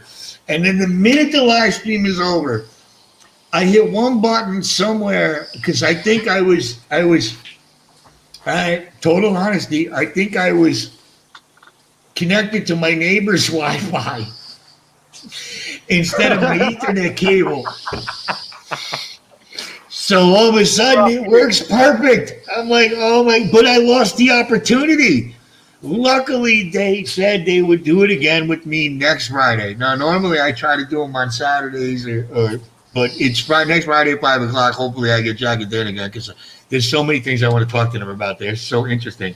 But it's almost like you meet your idol and you throw up on them. And I did. It was so embarrassing. I couldn't even go into OFR's chat room last night because I just wanted to crawl up into a ball. But the person who made me feel better was Patty. Patty's in everybody's stream. Patty said, "Vinny, that was the best stream ever." It was funny. It made me laugh my butt off, and now I'm completely over it. And that's why I did one last night, and I'm doing one today because I have to defeat the demon that made me look like I'm usually. Look, you've seen my editing. I might not have to be the most poetic guy in the world, but you've seen my editing, my thumbnails. I'm pretty good with production, and for me to have the live stream, and I got people texting me going, "Where are you? We're here, but where are you?" And I'm like, I don't know where I am. And poor Joe's tips and tricks the whole time. He was my moderator and my wingman. And I just left him out there to dry. Like it was the OK Corral. It's like, and I couldn't even, I was so busy trying to get it to work. I couldn't even say, "Hey, dude, thank you." I did send an email to Jack and Dan saying, Thank you for everything. Look, they still rocked it. They still rocked it, but I had a lot of questions I wanted to ask them. Like I know they're into comic books. How did they get into it? What's it like being a father and son team doing this? You know, what's it like going to OFR? You know, and they knew the guys from Tanked. You know, we talk about how we met. But that was probably the most embarrassing thing that's ever happened to me on YouTube. Hey, do you guys remember an old podcast from the guys called the Bailey Brothers? Ooh, I think so. They It were did sound very familiar. they were out of San Francisco. They had I think it's them that owns aquariumfish.net. That back in the day when I first got in the hobby, like in 2008ish, they were my Corey and Father Fish and them. Because it was him, it was Dr. Tom Neville, Dr. Tom, like Dr. Tom stuff. I think it's these guys. One of them was Dr. Tom, one of them was his brother, and they would have a thing called Talk Fish. Or it was almost the same thing that Corey came up with. It was a similar name if I remember right. Oh, But not these like Tank Talk. That was who was that? That was KG Tropicals, I think, that did Tank Talk. No, it was, I was talking about the name, the title. The title was like Talk Fish or Real Fish Talk or something like that. And It sounds really familiar. And, yeah, I remember that. Yeah, that's who I was looking for when I got back in the hobby when I found Corey. I was looking for those guys. I'm like, I couldn't remember the name for the life of me. Then I found Corey. This is after I found King of DIY. This is this past January when I was really like getting things going. And then I finally found them again. They stopped producing I think in like a 2017 or 16, but they got a lot of information in there too. Their old podcasts. They're on audio. They're like 30-minute episodes, and they're all quick. Like as soon as I love things like that. There's so much information on here. How anybody can say, "Oh, I couldn't find information," is ridiculous. Mm-hmm. I cannot believe the amount. It's fish. It's fish, and we have millions and millions and millions of entries everywhere online. You can go to forums, you can go to Facebook, you can go to YouTube, you can go to Instagram. It is amazing how many people love fish. One thing I've noticed is, does anybody realize how many people in India love fish? I get so many people from India. It's ridiculous. They love fish over there, and they're all such nice, friendly people. Yeah. I gotta imagine they are.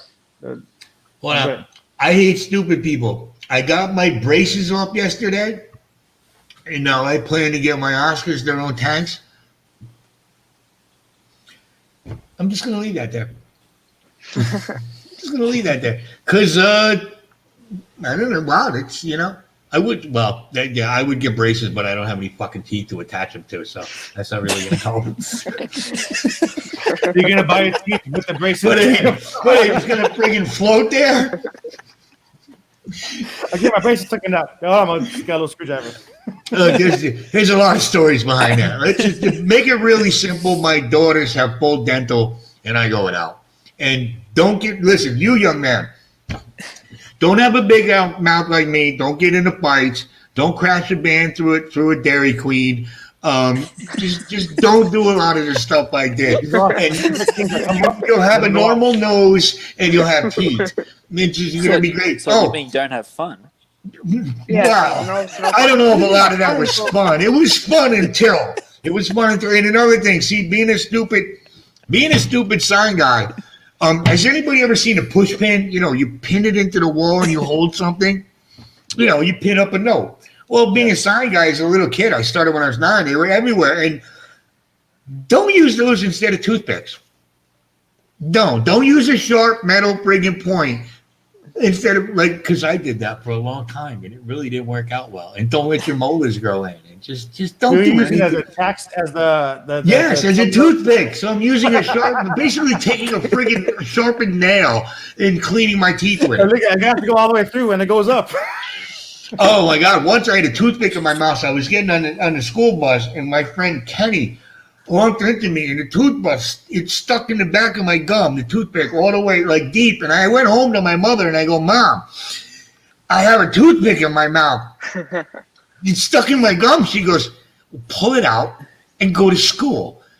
And I went, and I pulled it out, and I went to school. Oh. I had my nose broken about 7 times. I got it broken once by, is she in here? All right, I got it broken once by my ex-wife when I wasn't looking.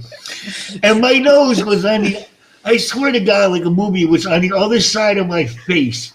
And because I had kids and I didn't want child services to show up, I went to my kitchen sink and I pushed my nose, like in the movies where you hear the all the way back into the right place. And thank God I could breathe. Because the first time they fixed it after the car accident, they didn't do it right, and I couldn't breathe too good. But now I can. You know, Vin, I don't think you could ever offend me. If you ever do, I'll be like, you know what? Wait a second. This is the guy that broke his nose 7 times. He ran or something. You want to look? If I'm going to offend somebody, I'm going to offend myself. All right, because I'm the first one to throw myself under the bus. You know, hey, look, life is what it is. What are you going to do? That was the first thing. When I did the OFR video, do you have no idea? People are like, I hate this. Sorry, I don't mean to keep swearing, but whatever. It's except for the kid, we're all grown ups. They're like, I hate this guy's voice. One dude sent me a message going, look at this MFer doing this with no teeth. I'm like, what do you think? I could borrow teeth before I do the video? You think somebody's just gonna lend me teeth? I don't have the ability to CGI teeth in, my friend. All right? My kids have beautiful teeth. That's where my money goes. You know, Vinny, you're proving to me we don't really need teeth. We don't need it to talk, chew. Well, you do if you want to eat corn, my friend. If you want to see me eat a cob of corn, now that's going to be fun. They've been soaked for a while. I almost fall over trying to eat a piece of corn. Just drink whiskey. Say you're Listen, corn. for the next 2 hours, try to talk without pushing your tongue against your front teeth. Go ahead, try that. See how that goes. That's why when people go, "Oh, you talk weird." Well, what do you expect? It's certain words you need to have front teeth for. Yeah, that's all. You know, I don't even have a Gene Simmons type tongue. If I had a tongue that came down like here, I got no, but I'm all tongue and then, whatever. Listen, I know who I am, so whoever says anything to me, I don't really care. I don't care. You know what? Good. I'm glad you don't like me. Okay, good. Because whatever. We all got things. Just mine are a little more obvious.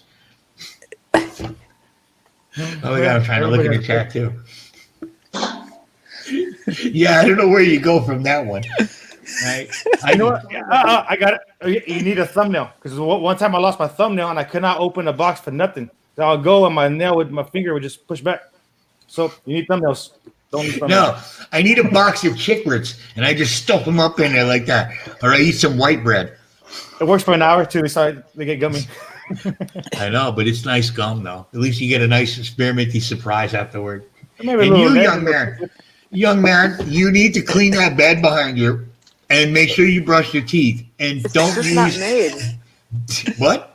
It's just not made. I know it's not made. I'm being a parent or a parental person. I'm telling you, before you make a video, you should clean your bed. I do. Where are you letting people see this? I make it every time. Well, they're going to call child services Making on your parents. First thing of the day is an accomplishment made at the beginning of the day, young man.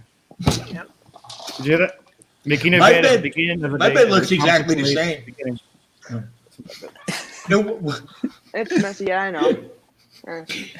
Marcos, what room are you in? Is that your living room, or is that my bedroom? I'm sleeping this. See, another one in the bedroom. All right, another one in the bedroom. And listen, nothing beats the experience of you meet a girl, and she looks at you and goes, "Well, I'm going to go out on a date with him, even though he has no teeth."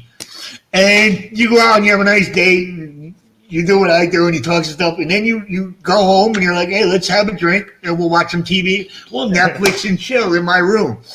And then they walk down the stairs and they see 30 fish tanks. And then they think you're crazy because you have so much fish tanks. Most of them do. I mean, they'll stay for the first couple hours, but then after that, I'm probably not going to get a call back. Yep. So that's your bedroom, Marcos? Yeah. All right. There's 3 right here on this rack. There's another 20 yelling down here with the Daisy Rice fish fry. Where'd you get those racks? I'm just looking at them now. I see that's got the what is that, Home Depot? Something like that? Yeah, there's Home Depot rack. Yeah, I have those in the shop too. They come with that nice piece of wood right there in the bottom. The wood I had to add. You did? Yeah, because it just has a metal framing, and with No, that ours came with the 1 inch piece of oh yeah, yeah, that would like that like yeah, the MDF board, like particle board. yes, yep. I put plywood over it. I wasn't trusting it. No, because water gets on that and it swells up and it'll crack your tank. Yeah. Oh yeah, Well, 100%. well, the bottom one has the particle board, but it has 3 pieces. That one's a 20-gallon long. Maybe I can get you guys to look at it. Yeah. Mary Page Flynn. Listen, I see everybody in the chat. I'm just having a lot of fun right here. Hold on, here's a good one. I hate stupid people. Toothless corn on the cob is hilarious to watch. I agree 100%. I had a grandfather get decimated, but it was funny to watch. Yeah, that's the problem. I always look like I'm giving oral to the corn while I'm trying to eat it. You know, like I almost want to push my head down on it, like, come on, eat that corn. But you know, I have some restraint sometimes. Sheps, no problem, brother. Thank you so much for joining us, and you have such cool stuff going on there. Oh, I'll do this again. I'm kind of getting addicted to this. I kind of like the whole Tonight Show feel of it. Yeah. Marco, how are you doing today? I hear there's a spike in Italy with the virus. Your friends Umberto and his wife were that was a beautiful video. Everybody go check out that video that they did with the tour of Italy. Oh my God, Italy is so beautiful. Yes, Dad Fred. Yes, I'm finally getting comfortable myself. So God only knows the things I'll say from now on. What kind of filter is that behind you? Is that the Marine Land filter right there? Yeah, the Marine Land filter with the double. Yeah. Do you still have the bio wheels in it, or did you take them out? I still have them in there. Eventually, take those bio wheels out and just because I took mine out, and just add more filter floss and stuff. Well, I was so sold on the bio. That's what I was using back my first time around in the hobby. I love those. They're big. They got a lot. Yeah, those there. To be honest, if you go to a Petco and you tell Petco open up the cabinet underneath so we can see the filters, they have giant versions of that wheel running, and they do all 8 tanks with 1 or 10 tanks. Hello, Roxanne. There's a lot of mixed feelings about those bio wheels. All right. Yes, there was a weird spot, but you know, if you go back, hopefully it's going to be funny. Really, Redneck Jesus? They stink. That means so much to me. Redneck Jesus says, I'm going to be honest here. Vinny's streams are the most enjoyable streams I have attended so far. Thank you so much. I freaking love every one of you guys. Look, I'm just me. And listen, we all got stuff we want to say. We're just afraid to say it in front of everybody, except I just have no filter. You know? Did you ever think that you would be like doing like YouTube? Yeah, I actually did. I was going to start a news and political podcast with my friend Dan, but he was lazy. And I realized that if I did, I was going to get banned instantly because of oh my God, the things I would say, they would bother everybody because I think they're all fucking out of their minds. And also, I was in a band. I was in a hardcore band. I played the Ritz. I played CBGBs. I played out with suicidal tendencies and all that stuff. I as a kid, I was in and then after that, I had a blog, but I'm not going to tell anybody what it was because it's too controversial. But I had over 5 million views on that before the NSA shut me down. And yes, I really got threatened by the actual NSA. They told me where I lived. They told me my social security number. They told me my kids' names. And I went from 5,000 views a day down to 50 views because they shadow banned me. That was in 2014, I think.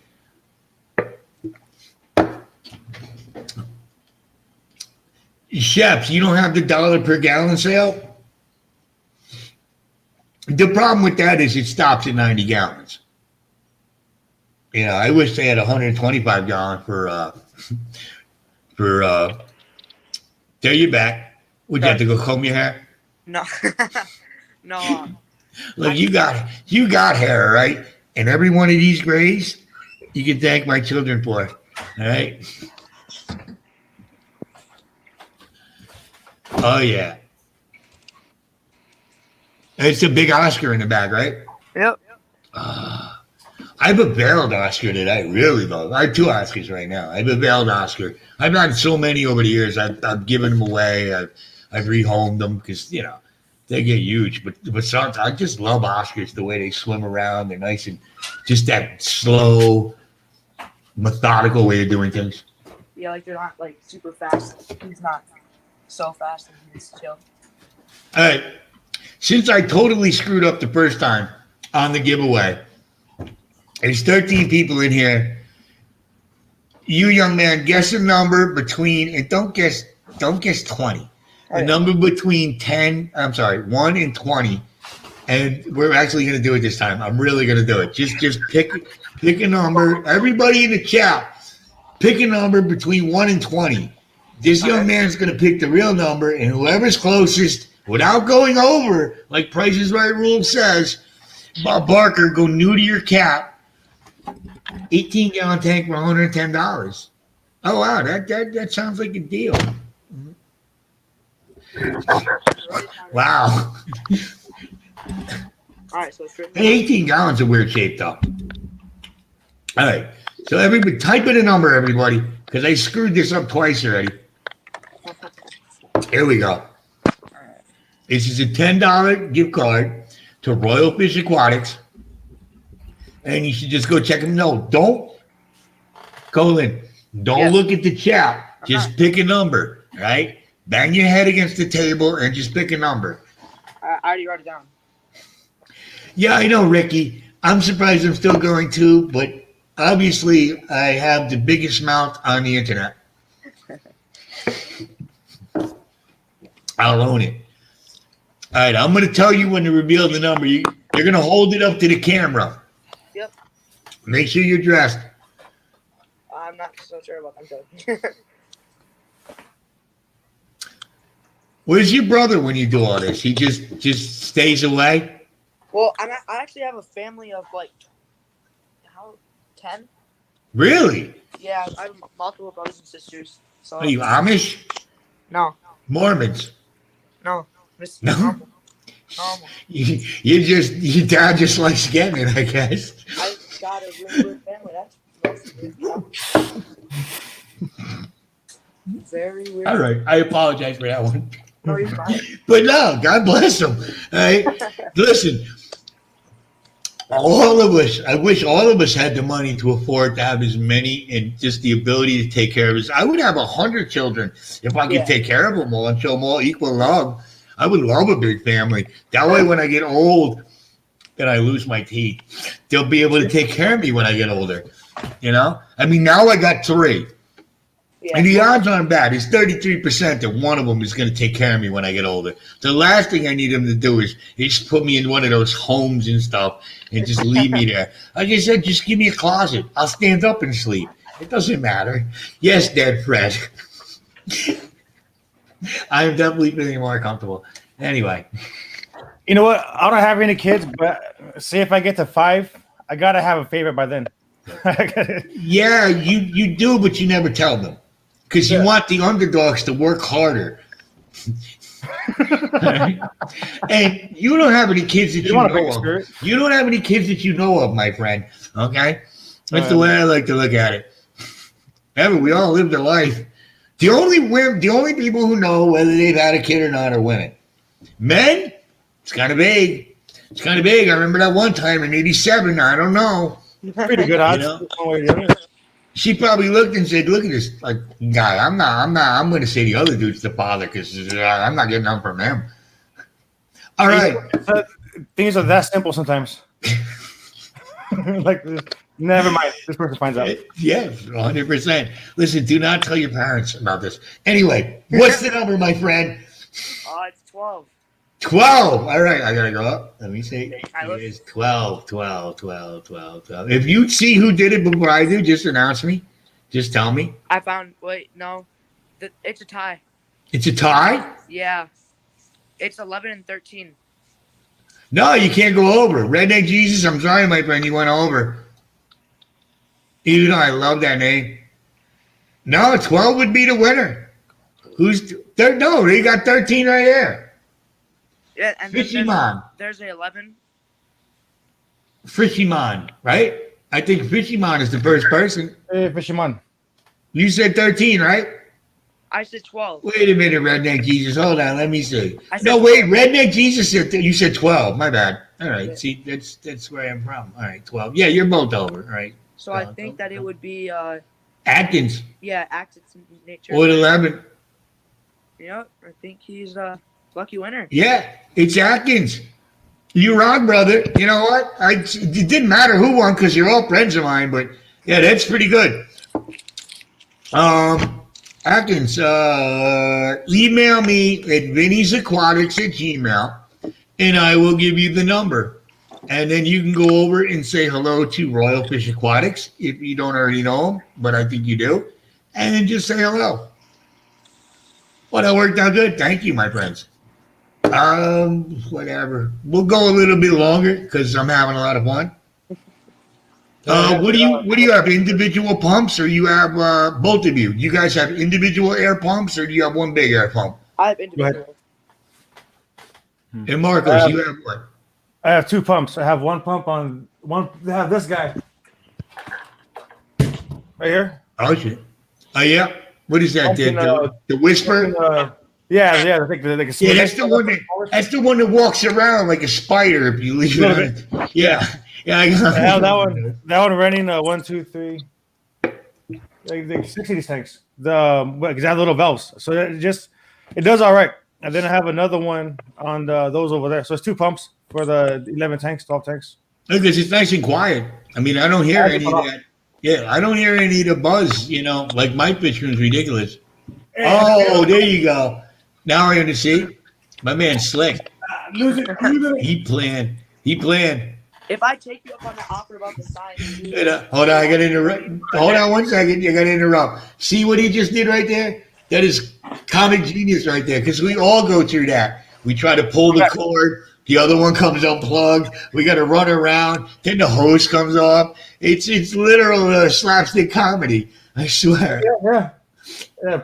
Can you Hey, hear it? Shep, thank you for joining, Shep. It was great to have you on. And Abolished Farms. I love that. If you're, I just go check out his channel. That's all I'm going to say. Oh my God, the kid disappeared. He was talking and now he's gone. I hope his parents didn't go, what are you doing talking to this guy? Can you hear the pump now? No, it's not too bad. Yeah, I can sleep with it. Yeah. Oh no, I love that sound when I'm sleeping. The water and the hum, I fall asleep like an angel. I'm out. Yeah. If I go to sleep with dead silence, I can't sleep. I need noise now. I love the water and the pump little humming. Well, no, the hum I have now sounds like there's a friggin' the General Lee is sitting in my laundry room just revving the engine with no mufflers. I made a video. I'm going to show everybody the difference between the pump I have now and the new one I got. And how quiet it can be. And I got a good deal on it. I got it for $60 used, but I got it from my local fish store. And the one good thing I like about it, it has a cutoff. If it gets too hot, it automatically shuts itself off. And the pump I have now doesn't.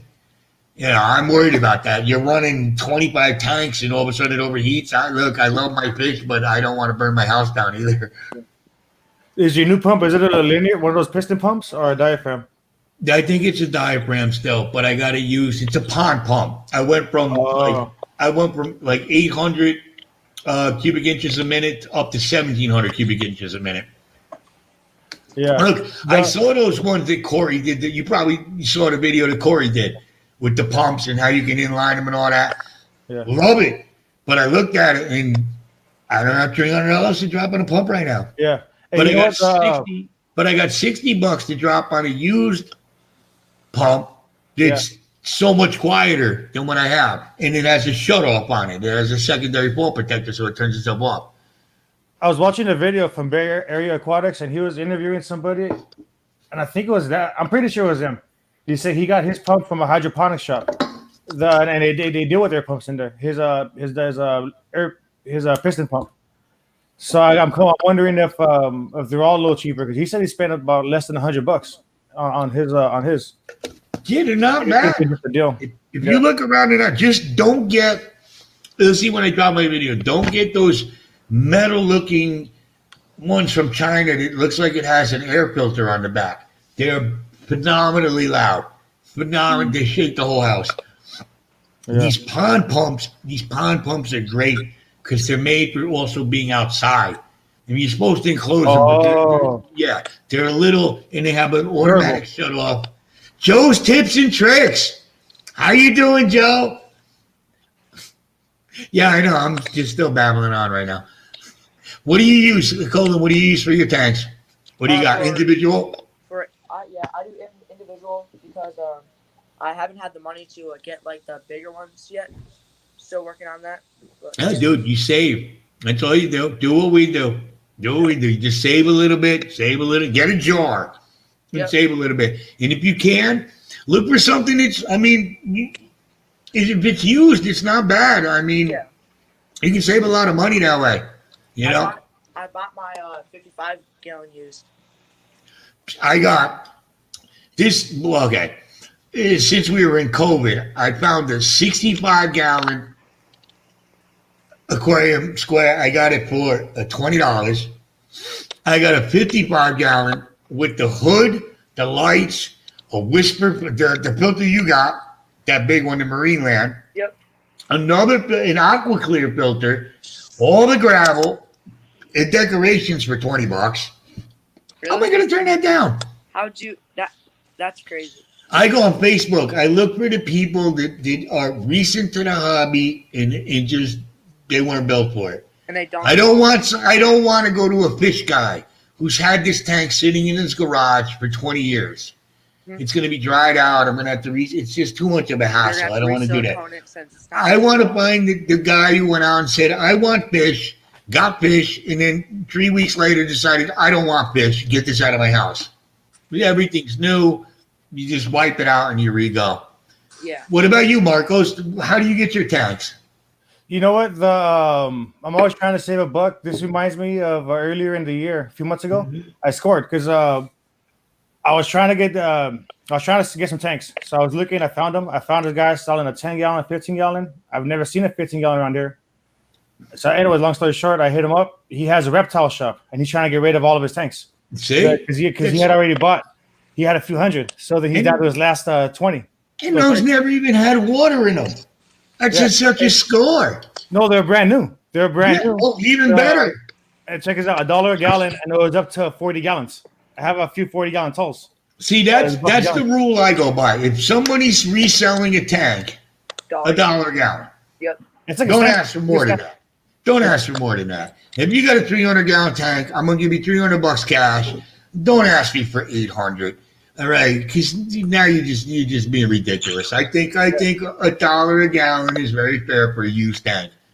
And you know how people have and cheaper than that if you got to reseal it or whatever. Yeah, and you know people have the superstitions or the little thought process about things. I kind of have mine about buying used things. And one thing I noticed is when I'm ready to there's two of them. One, I hate it when I look at something and I can't find it again. So like say if I'm window shopping and I see things and then it's gone, so I don't window shop anymore. So what I do is when I want something and I have the cash, then I go looking. Maybe it's backwards, but oddly enough, then I'll see it and I'll jump on it. So I do that 100%. Yeah, dude. When you go out looking for something and you're saving the money for it, you're not in a position to just strike when the iron's hot. Yeah, you got the money in your pocket. But yo, you want 100 for it?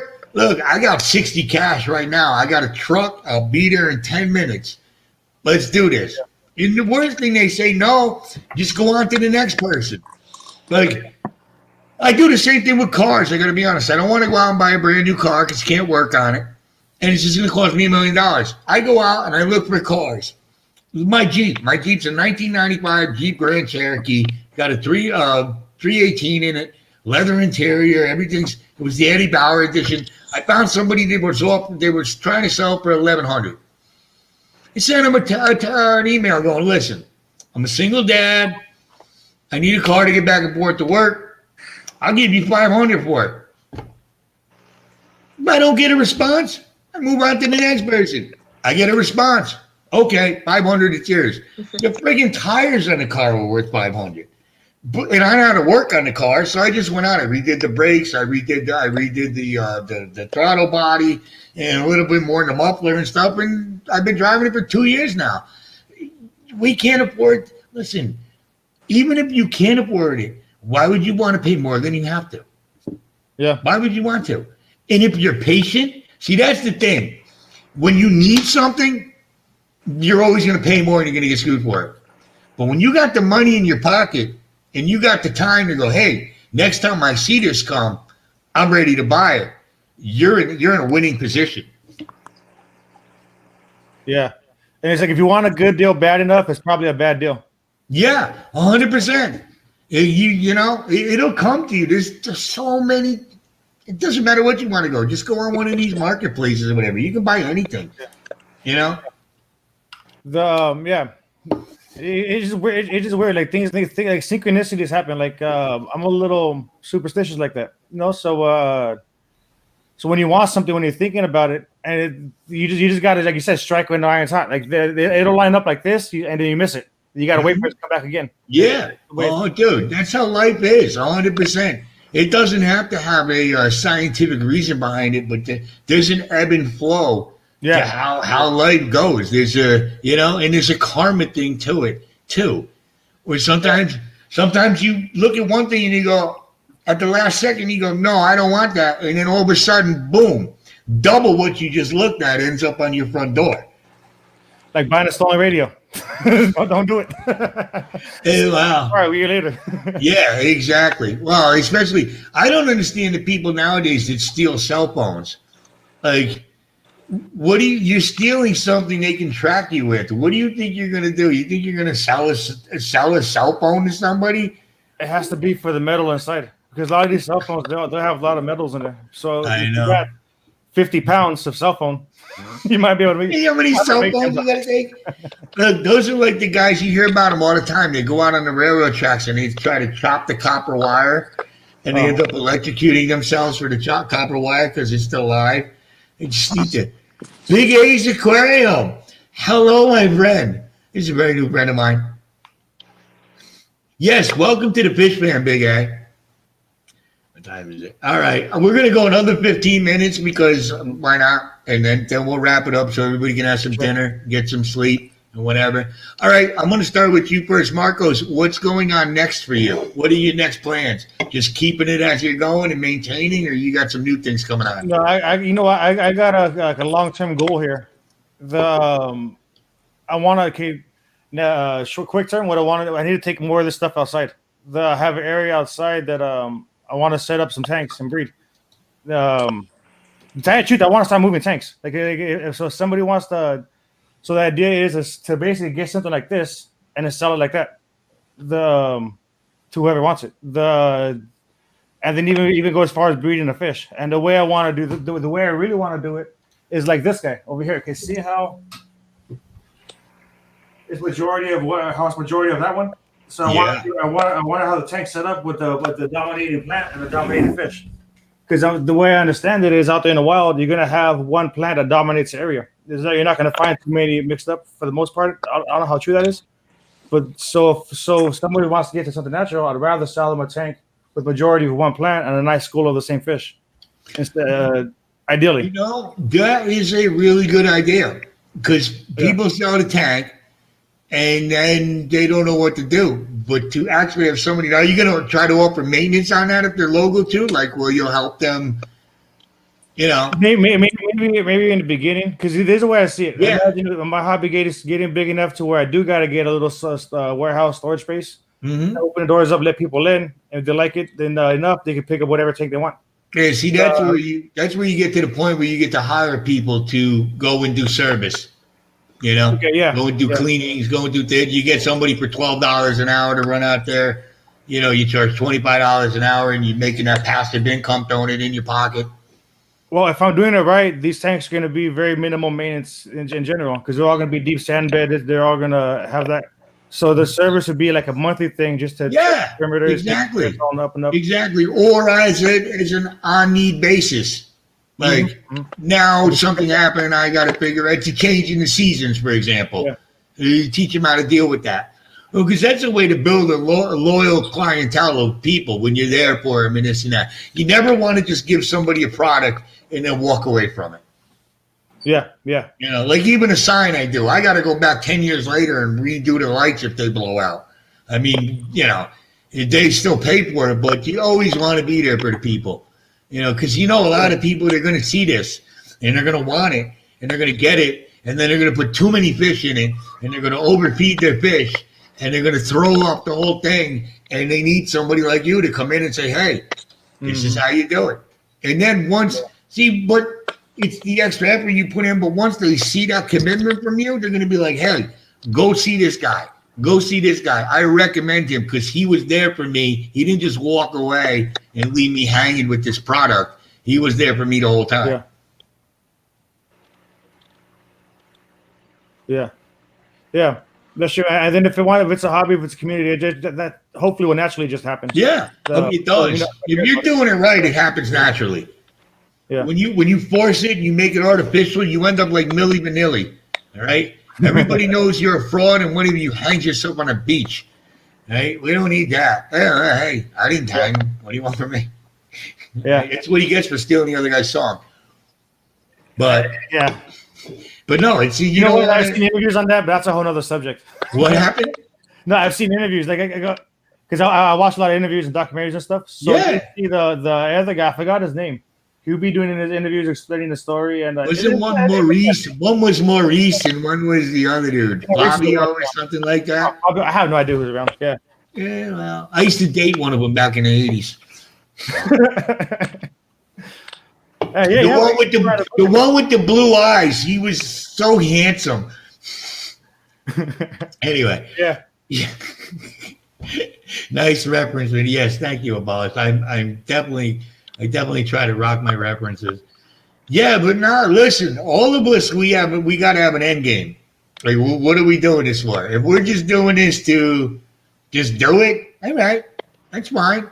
But, eventually you want to have a nice big following, a nice big family, you want to, just like in real life, you want to benefit a little bit from it, but you want to give back to the people you love, Yeah, you know what it is that really does it for me, to tell you the truth, about the idea of spreading this hobby out, or a hobby or interest in general, is how it can change somebody's focus. Like, say somebody could be doing something else. They say something that's less progressive, less constructive.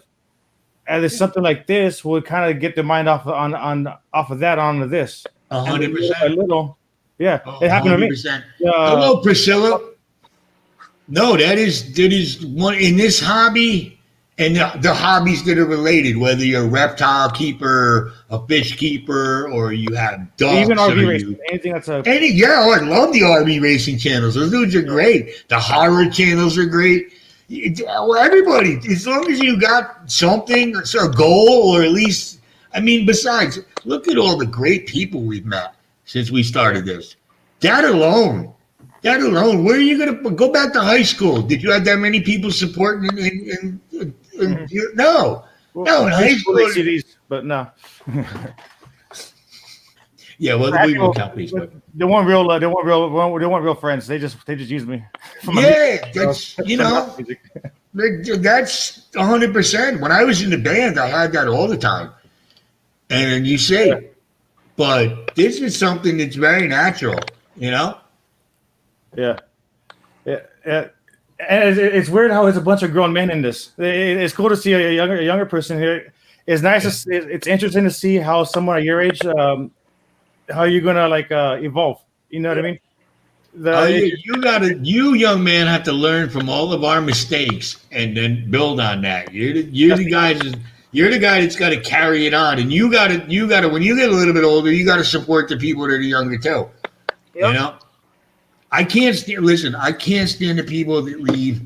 Look, creative criticism and a thoughtful comment if you disagree with somebody is one thing, but just these rude people that just come in and they just don't like anything, and especially when they pound on the younger people, because it's not, I don't know, I haven't seen it with you, but I've seen it with a bunch of other younger people where the older people just come in and pound on them just like, well, I don't like your music. It's the same thought mentality. Yeah. Like, give these kids a break. You don't remember what you were like when you were young? You don't at least appreciate the enthusiasm that these young kids have, that they're actually doing this. You're the same jerk off that goes outside and complains because the kids are sitting on the porch listening to loud music. And then you see somebody that's actually doing something and you got something stupid to say. I'm so sick of the "you're doing it all wrong" guy. Or, listen, even if I'm doing okay, I did my gecko tank and I had a girl leave a great comment telling me, I should have put another hide and I should have done this and that. 100% I agree. She didn't come in and go, "Hey, stupid, you're going to kill your gecko." Angry face, angry face, angry face, and then just disappear. It's enough. Just stop it. If you can't be like at least a decent human being, stop leaving comments. What's wrong with you people? Yeah, and they're just looking for attention. Yeah. I know they They're are. going about it in the wrong way. But the problem is we're not allowed to smash them like they deserve to be smashed, because they're going to look at us like, "Oh, you're the mean YouTuber." My God, I would destroy these people if I wanted to. Really? You're going to make a comment on me? Let's take a look at your life, okay? Don't judge anybody. What are you doing judging anybody? Not even that. Support them. Don't be a hypocrite. Don't be a hypocrite. Yeah. You're allowed to judge people. Like if I see somebody throw a puppy off a friggin' building, I'm allowed to say that guy's a piece of shit. Yeah. And I'm against that. But if I'm throwing puppies off the roof and then I yell at him for doing it, I'm a hypocrite. That's the thing. Don't yell at me for doing the same thing you're doing. Does it make you feel better to yell at me because you're doing the same thing? Like you're a perfect person? Cut it out. I've seen it what a bunch of these younger kids do. They really pick on the younger kids, and I don't like it. Yeah, It because bothers they think me. that they're all like they think that they're like the stuff, like they're not. You know what I mean? They should support you and teach you. All right, that's what we're supposed to do. When I talk to Father Fish, my God, he gives me advice. I'm like, wow, I just got advice from somebody who knows what they're talking about. Right? Hey? That is so neat. Huh? Yeah, I don't look to go, "Oh, you know." I mean, what are they doing? Just leave it. Yeah. Yes, color guppies. That's not how you keep people in the hobby. That's the problem. You ever notice that, especially on Facebook? Somebody will go in and go, "Look, I just started in the hobby. I'm having a problem. My goldfish is in a so-and-so tank." And the first thing you hear is, "The tank's too small. Why are you doing this? You should need this. You should do this." Instead of just being like, "Hey, glad you're in the hobby. This is what I could do to help you." It's too negative. What was your guys' like first fish, and like what tank size was it in? You go first, Marcos. I'm thinking my very first stint in this hobby, it was a 60-gallon or a 20-gallon. I can't remember which one I got first. And the fish, it had to have been Neon Tetris. Oh, wait, hold on. Fuck. It had to have been Neon Tetris, I think. I'm going to go Neon Tetris. Okay. So I was driving by doing a job, and me and my buddy stopped with the van. We were going to get a sandwich next door. We saw Fishbowl Pets, where I still go now, on Hope Street. I went in there, and they had a 20-gallon tall, but it was set up where it was half water, and the rest was this plastic aquascape with a waterfall and the inside pump. It's the first time I ever saw anything like that, and it was payday. Yeah. And because I felt super rich at the moment because it was payday, I was like, let me buy this. And I bought it, and I brought it home. And the first couple of fish, I think one of the first fish I got was a red-tailed catfish to throw in this friggin' 10 gallons of water. And I kept wondering why all the fish disappeared. Oh, they want to know what your cat's name is too, by the way. And then eventually I said, okay, I went to Petland Discount and I got my 55 gallon that I still have now. Still have it. It's almost 30 years old, this tank. I got the tank and stamp for the $99 Petland Discount. Petland Discount, they had an offer that time. I had to wait for it 2 or 3 days for it to come in. It's a cast iron stand, 55 gallon. It's where I have my arrow on it at the beginning of my videos, my little intro thing. That's why I have them. And it still lasts. And the key is I never let it dry out. I never put it on a weird angle to put stress on it. I left it, and even if I had no fish in it, I had water in it to keep those silicone seals nice and moist and not dried out, because it's an oil-based product, and it will dry out on you. Yeah. Oh shit. Yeah, I got like 15 empty tanks outside. I got to put water, do something with them. Something you either that or you wrap them, or even just go in and spray them with a squirt bottle. You don't have to keep it filled with water. Right. Just keep it and make sure they lay them like you would if they were on a rack. Okay. Because if you lean them up like this against the wall, you're putting stress on the corners. People do that, or they sit it up on the end. You just put undue stress on it. They're designed to be laying on their back. And even if you just cover the top with saran wrap and put a little painter's tape around it to keep the up and down of the humidity and the dryness out of it, that will definitely help. All right. We just see any comments. My first was the 75 and the Oscars. This is I Hate Stupid People. But first, I even remember was a 10 my dad bought from my brother's goldfish. Yeah, that's another thing. These people, how many of us went to the fairs when we were kids and they gave us the goldfish inside of the shot glass? I wanted one. Yeah. I want one, but I got to put them in a 10-gallon at least, or a 5-gallon. No, when I was a kid, I wanted one. My parents were smart enough to say no. Really? Oh, your parents are smart at that moment. I They were got definitely one, smart. and then I put it in a cookie jar, and then it died the next day. Yeah. And Would I it? didn't know anything. Look, I've looked into it. Those giveaway fish, my God, where they come from, God only knows. It's Dawn of the Dead type stuff where they come. Well, you'll never it's the dark web. You'll never find out where Those they fish come died from. once. They already died once, and you buy them again. Yeah, they bring them back. They resuscitate them like zombies, and they bring them back. Yeah, bro, we're still at it. I'm gonna wrap it up. I'm figuring. All right, now I'm definitely gonna make it 8:00 because it's been 4 hours. And, time sure flies when you're having fun, though. I had a great time with you guys, Marcos. I'm so happy you joined me, man. All right, what kind of microphone you got there? Oh, it's a $60 one from Amazon. Yeah, I got my little there we go. If I know how to use a camera, there it is. I got my little one too. I think it was $40. Yeah, young man, you need to save up because that does make a big difference. You notice how we're doing the live stream tonight and we don't have that echo? Yep. Because we're doing the headphone thing? I had headphones, but you probably have your AirPods. No, you got to close you got to also close your YouTube. You can't have YouTube playing at the same time as StreamYard. Yeah, exactly. You get that echo. Because the last one I was in had a huge echo and anything like that. It's like having a cloudy tank. It drives me crazy. Yep. There we go. What do you guys do for cloudy tanks? Do you add the chemicals like clarity? Do you put in a polishing filter? Or do you just look at it and go, I don't want to deal with this, and it goes away? The last time I had a cloudy tank, I'll try to look for something dead, like a dead fish if I can. And then from what I can tell, you can only do so much because if it's a bacteria, it's like you don't want to kill more of the bacteria that's already dead. I think you're gonna wind up with more of an issue. I do like polishing. I take the power head, I stick the old water bottle with some filter floss in it, and I like to suck up anything, foreign particulate. Yeah. I'll try not to do so much. But What?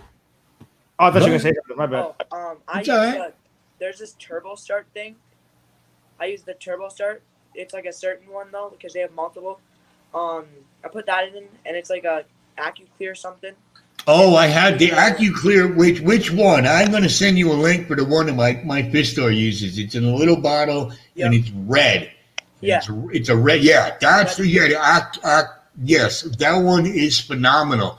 Yeah. Basically, that all those. It's like Clarity, but it's even better. And it just grabs all the fine particulates and clumps them into a thing, so your filter can remove them. That one is Accurel. Accurel. Yes, that's the one. It's a little red bottle. My fish store recommended that to me because I can't stand a cloudy tank. It drives me crazy. Yeah.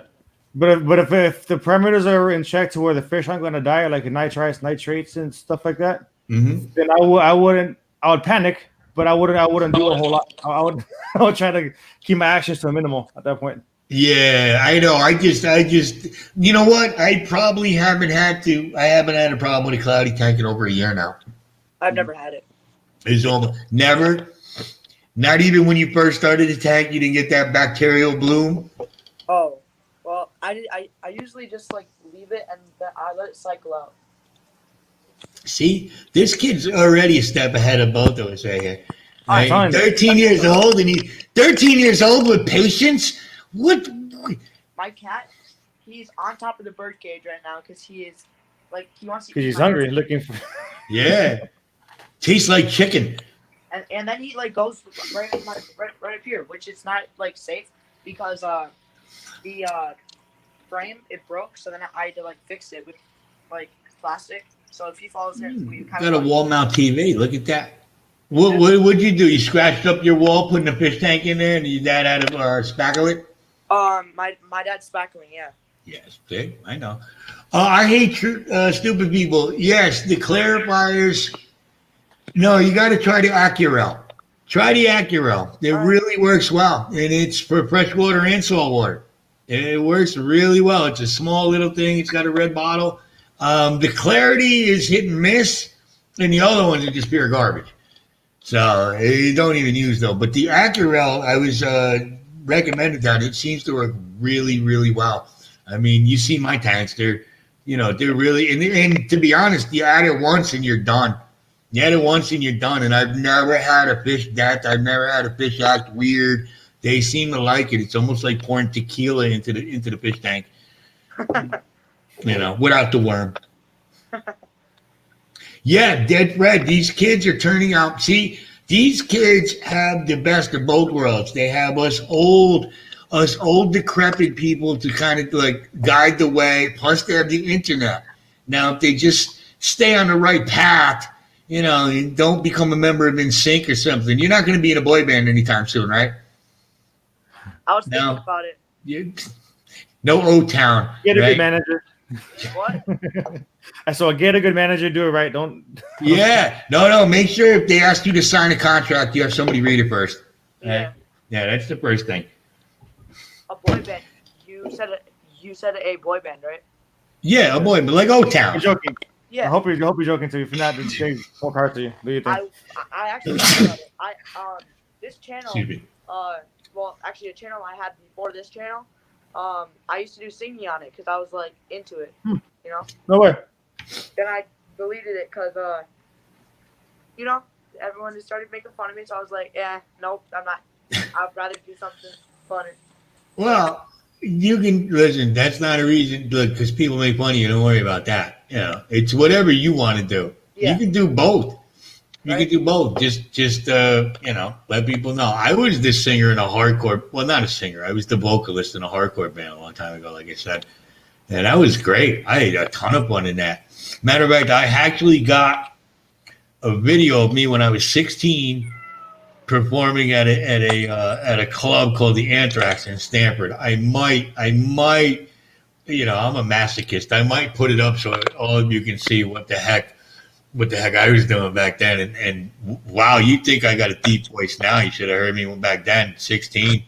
Jesus, I was just brutal. I played out with Suicidal Tendencies and a lot of the old hardcore bands back in the day. But you know what? Summer.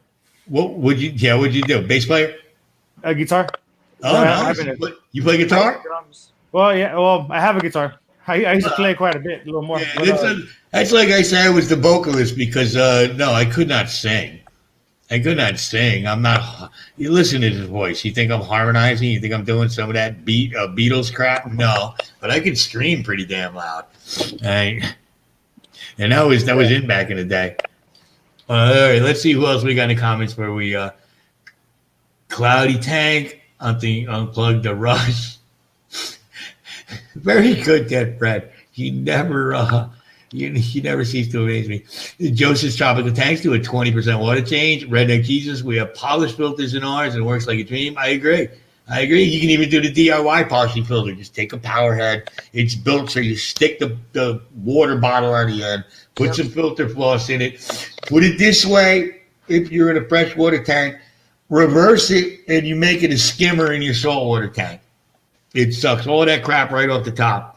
And, if people don't like the way it looks, well, whatever. It's their problem. So I also have another thing. So I don't know if you guys know how to fix this, but I have a clown knifefish, right? And it has this big cave and all, but it likes to go behind a small little rock that's this much of rope. Get yourself a piece of PVC, the round PVC tube. Yeah. It's a little bit bigger than his body. Chop it about 2 inches on both sides, longer than his body. Now make sure you clean it with nice in the water and lightly sand that edge so he doesn't hit himself coming out the edge. They like that tunnel effect where they can get in there. All that right. completely goes around them. You can just Google it. You'll see videos about it. All right. I think that, right fish. Oh, they're the ones that have the sense electricity. They could they're kind of blind and they could feel. Yeah, I think so. I think Because so. if they do, I think part of the cave thing is they need they need that around them so they can sense that there's something around them because of the way the electricity works. Yes. So sticking his nose in a pebble, that's probably the only way it knows it thinks that it's hiding. So Yeah, so that's why they have a problem. 100% correct. I agree with that. Yes, Ricky, Big Rich from Ohio Fish Rescue was in the band too. I just wish he wasn't so shy about his guitar playing. You figured he has enough drinks, he could just plug in his guitar and play for us for a damn minute. Wait, Jesus. in the chat? No, Big Rich were here. Forget it. You guys would be gone. You guys would be gone and Big Rich would be up. The matter of fact, I would leave and just let him talk. Yeah, I would just leave and go, all right, it's Big Rich's show. Just give me some You views. wind up in chat talking to him. 100%. 100%. My God. I We would have 100K subscribers right now on YouTube. I would be thirsty if Big Rich came on. I would treat him like, oh my God, I'm a groupie. What do you want me to? Okay, I'll come backstage after the show, Big Rich. Don't worry about Have it. you met him before? No, because I'm in stupid Connecticut. I've talked to him a few times. He's mentioned me in the live stream because I made that video about him. Yeah, at first I made the video and I put it on his Facebook and he comes back. This is what we'll finish with and then we'll say goodbye to everybody. I put it on the Facebook page, the Ohio Fish Rescue, and he goes, the answer was what? And I typed back, just watch it. Just watch it. I've watched it. Just watch it. And to be honest, that was my 16th video. And I got to be honest, production-wise and quality-wise, it friggin' blows. Like, I could do a much better job now, but I just spoke from the heart. And and they left a little comment. I don't know who you are, but thank you very much for talking about it. Because I was kind of like the first one. I just saw it. I was like, very inspiring, if you know what I mean. Look, I just looked at him and goes, wow, these people are going through a lot of stuff. And I liked them. And I don't have a video for tomorrow. So let me give some props to people that deserved it. Right. And it worked out great. And now, because I heard now, can anybody confirm this in the chat? Did last night they mentioned me in the stream because I wasn't there because my friggin' attempt at a live stream with Jack and Dan was like the Titanic, except worse. It was like the Titanic and 9/11 put together. It's not too soon. It's been 20 years.